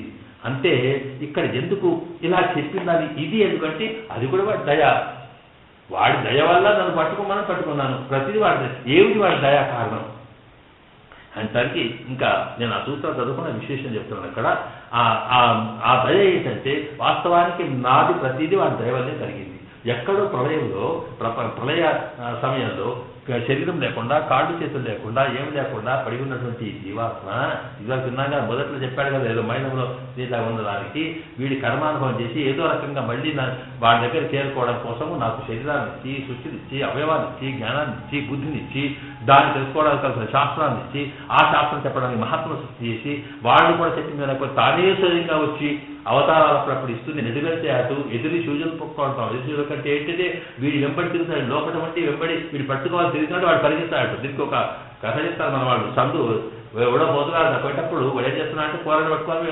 వెనుకబడ్డాడు ఈయన తండ్రి పడుతుంటే ఎవరు దొరకడు వీడు పాడైపోతుంది దొరకకపోతే అంటే వాడు ఎక్కడి నుంచి ఏం చేస్తారు ఈ సందులు నుంచి ఆ సందులు కాసానికి ఈ సందులు చూస్తుంటే ఓహో వీడితే ఇస్తున్నాడు వాడు వెనుక ఒకసారి ఎదురుగా వస్తున్నాడు ఎదురుగా వచ్చి పట్టుకుందాం ప్రయత్నం అట్లాగే ఇక్కడ కూడా వీడు ఏం చేస్తున్నాడు ఈ ఆత్మ వద్దురా అంటే వాడు ఈ శరీరం నుంచి ఆ శరీరం ఆ శరీరం నుంచి ఆ శరీరం జన్మ నుంచి జన్మ నుంచి సంతుల నుంచి సంతులకి దూకుతూ ఉంటే వాడికి ముందు వీడియో వచ్చి కూర్చొని నేను ఇక్కడ అవతరించిన నేనయ్యా ఎదిపోతావని ఇలాగా తన దివ్య లీలల ద్వారా వాడికి నమ్మకం కలిగజేసి తన దివ్య సాక్షాత్కారం ద్వారా వాడికి సకల పాపలను వృత్తి చేసి వాడి పొందాలని ప్రయత్నం చేసి ఇవన్నీ చేసింది దేనివల్ల అంటే వాడి యొక్క దయ అట్లాగే వాడు దయ వచ్చినట్టు పట్టుకోమని అర్థం పట్టుకున్నాడు అంతే అని ఇవన్నీ కూడా వాడి యొక్క కృపాపాత్రని భావించాల్సిందే తప్ప వాడే విశ్వాసంతో ఉండాలంటూ వ్రజ అనేటువంటి అంశాన్ని అక్కడ చెప్పుకుంటూ ఇక్కడ మనకు స్పష్టంగా చెప్పేటప్పుడు ఏదైనా సరే ఆయన యొక్క దయ ఆయన యొక్క కృప ఆయన యొక్క లక్షణమే తప్ప మరొకటి కాదు అనే అంశాన్ని అని చెప్పి అందువల్ల పరమాత్మ ప్రపత్తి అన్నప్పుడు ఏమర్థమైపోయింది ప్రపత్తి అంటే మనం కాలు పట్టుకోవడం అనేది ఒక స్పష్టంగా అనుకుంటున్నాం మనం అదొక కారణం మాత్రమే అంతే తప్ప వాడు చెప్పాడని చెప్తున్నాం కదా ఆయన మీద ఉండే విశ్వాసం మామేకం శరణం అంటే ఉపాయము అన్నమాట శరణం అంటే ఇంతకు చెప్పుకున్నామే శరణం ప్రపత్తి అన్నప్పుడు అదే అర్థంగా ఇక్కడ కూడా శరణం అంటే ఇల్లు శరణం అంటేదిగా శరణం అంటే ఉపాయం మామేకం అంటే నన్నే ఉపాయంగా భావించు ఎందుకంటే మరొకటి కాదు ఉపాయం అంటే సాధనగా భావించుకో ఆ తర్వాత బ్రజ అంటే పొందండి బ్రజ అంటే ఏంటి ఇక్కడ సాధారణంగా పొందంటే సాధారణంగా నువ్వు పట్టుకో నన్ను తీసుకొచ్చి కాళ్ళు పట్టుకో అర్థం కాదు మనసులో భావించుకో చాలు ఎందుకంటే ఒట్టిగా కాళ్ళు పట్టుకోవడం కాదు మానసికంగా ఉండాలి నువ్వు దీన్ని మానసికంగా పట్టుకున్నాను రొట్టించయ్యా నీకు దండవన్నా రాకపోయినా మనసులో ఉంటే చాలు స్వామి నువ్వు తప్ప నాకు మరొకటి లేదు అనే భావన ఎవరికైతే ఉంటుందో వాడికి ఎందుకంటే వాడు లోపల ఉంటాడు వాడికి అన్ని తెలుస్తాయి వట్టి వాడి కంటే వీళ్ళు అరకపోయి వెళ్తారు మరొకవాడికి తెలుస్తాయి సర్వజ్ఞుడు కనుక వాడిని రక్షించుకో అప్పుడు అని చూస్తానంటూ ఈ రకంగా సర్వధర్మాన్ పరిత్యజ్య మామేకం శరణం వ్రజ అని అర్థంలో సకల సాధనములు అంటే ముముక్షుడైన వాడు మోక్ష ప్రాప్తి కోసం కానీ ఇంకా ఏదైనా సరే మోక్షం అనేది ఇక్కడ ఫలం కనుక తన సిద్ధాంతం చెబుతూ వచ్చారు కానీ వాస్తవానికి దేనికైనా సరే నీకు అన్ని మార్పున్నాడు వాడే కనుక వాడి మీద విశ్వాసం ఉంచి నీ కార్యక్రమాలు జరుపుతూవో అనే నన్ను రక్షణగా భావిస్తే చాలు నేనే ఉపాయం అనేది దీన్ని సిద్ధోపాయం అంటాం ఇలా చేసేవాడిని ప్రపంచుడు అంటాం అలా చేయడమే నువ్వు అధికారి కృత్యం నువ్వు ఇట్లా చేస్తే ఇహ తర్వాత మిగుతుంది నేను చూసుకుంటానే అహంత్వా సర్వ పాపేభ్యో మోక్షయిష్యామి అనేది ఇంకా రేపటి దాకా మనం వినే ప్రయత్నం చేస్తాం అంటే ఇక్కడ సూత్రాలు వ్యాఖ్యానాలు వివరాలని మనం చదవకుండా మన సమయం లేదు కనుక దాంట్లో ఉండేటువంటి సారాంశం మాత్రం విన్నాం ఇది బాగా గుర్తుంచుకొని ఇంకా ఇప్పుడు ఇక తర్వాత వాళ్ళు చివరికి చెప్తారు మనకి మళ్ళీ ఒకటే ఏముంటుందంటే మరి దీపం చేయవద్దా ధూపం పెట్టద్దా పూజలు చేయవద్దా అట్లాగా అన్ని చేయాల్సిందే చేయకపోవడం సమస్య లేదు అన్ని చేయాల్సిందే కానీ వీటి వల్ల నాకేది వస్తుంది కాకుండా సంతోషం గట్టిగా పోతుంది కాలక్షేపం అంటే అర్థం ఇది కాలక్షేపం అంటే ఇది ఇప్పుడు ఎంతసేపు కాలక్షేపం టైం ఇప్పుడు ఇది వింటే నాకు పుణ్యం వస్తుంది అనుకోవద్దు మంత్రార్థం వినగానే పరపరవచ్చు లేదా ఇంకేదో ఏమీ లేదు ఎందుకంటే ఇవన్నీ మీరు ఆట పెట్టుకోవద్దు ఇచ్చేవాడు వాడే చేసేవాడు వాడే కానీ వాడిని మీద మనసు ఎప్పుడు ఉండాలన్నప్పుడు మనకు ఈ మరి ఉన్నంతకాలం శరీరం ఉన్నంతకాలం ప్రారంభం పరిమించే ఉంటుంది కదా శరీరం ఉంటుంది జీవితం ఉంటుంది అనుభవాలు ఉంటాయి మరి ఇంతకాలం నాకు ఉన్నదాని అయితే ఉంటుందో వాడికి దూరం కాకుండా ఉండడం కోసం చేయాల్సినటువంటి పనులు టైం పాస్ అయితే అందరికీ కాలక్షేపం కనుక వాడితో సంబంధం పెట్టుకోవడమే ఇది చేస్తూ ఉంటూ మిగతా నేను చూస్తాను అనేది వాడు చెప్పినట్లు వంతచ్చు ఆదివారం పరిమాణం ఆజీవిత సంవత్సర వారాయ సర్వం జీవితేనాదస్సం శ్రీమతి సర్వసంగ్రాంతే కాంతాయ కలిసి నారాయణాయ విద్వాస మహాదేవి సోం కైడవాయ వారాయ సర్వంగులు జీవితేన కాంతాయ కళ్యాణ దేవి అర్చనాం శ్రీ వెంకటమాతాయ శ్రీవాసాయ దేవి పంచవసాయ మంగళాచార్య ప్రేమదాచార్య గురువైశ్య భూమిరాచార్య తేజాదవే లోకామ సంపురుషంతిగలు అభిప్రతిజా మద్విష్ణు పరమం పదం సుధాప సంతోయ తత్విప్లాకృతం ఓజా గుమం సింధు విష్ణు ప్రదయా పెంసరాయ సమస్త సమస్త సన్మంగళాన్ని భవంతు సర్వే జనా సుఖినో భవంతు సర్వం శ్రీకృష్ణార్పణమస్తు.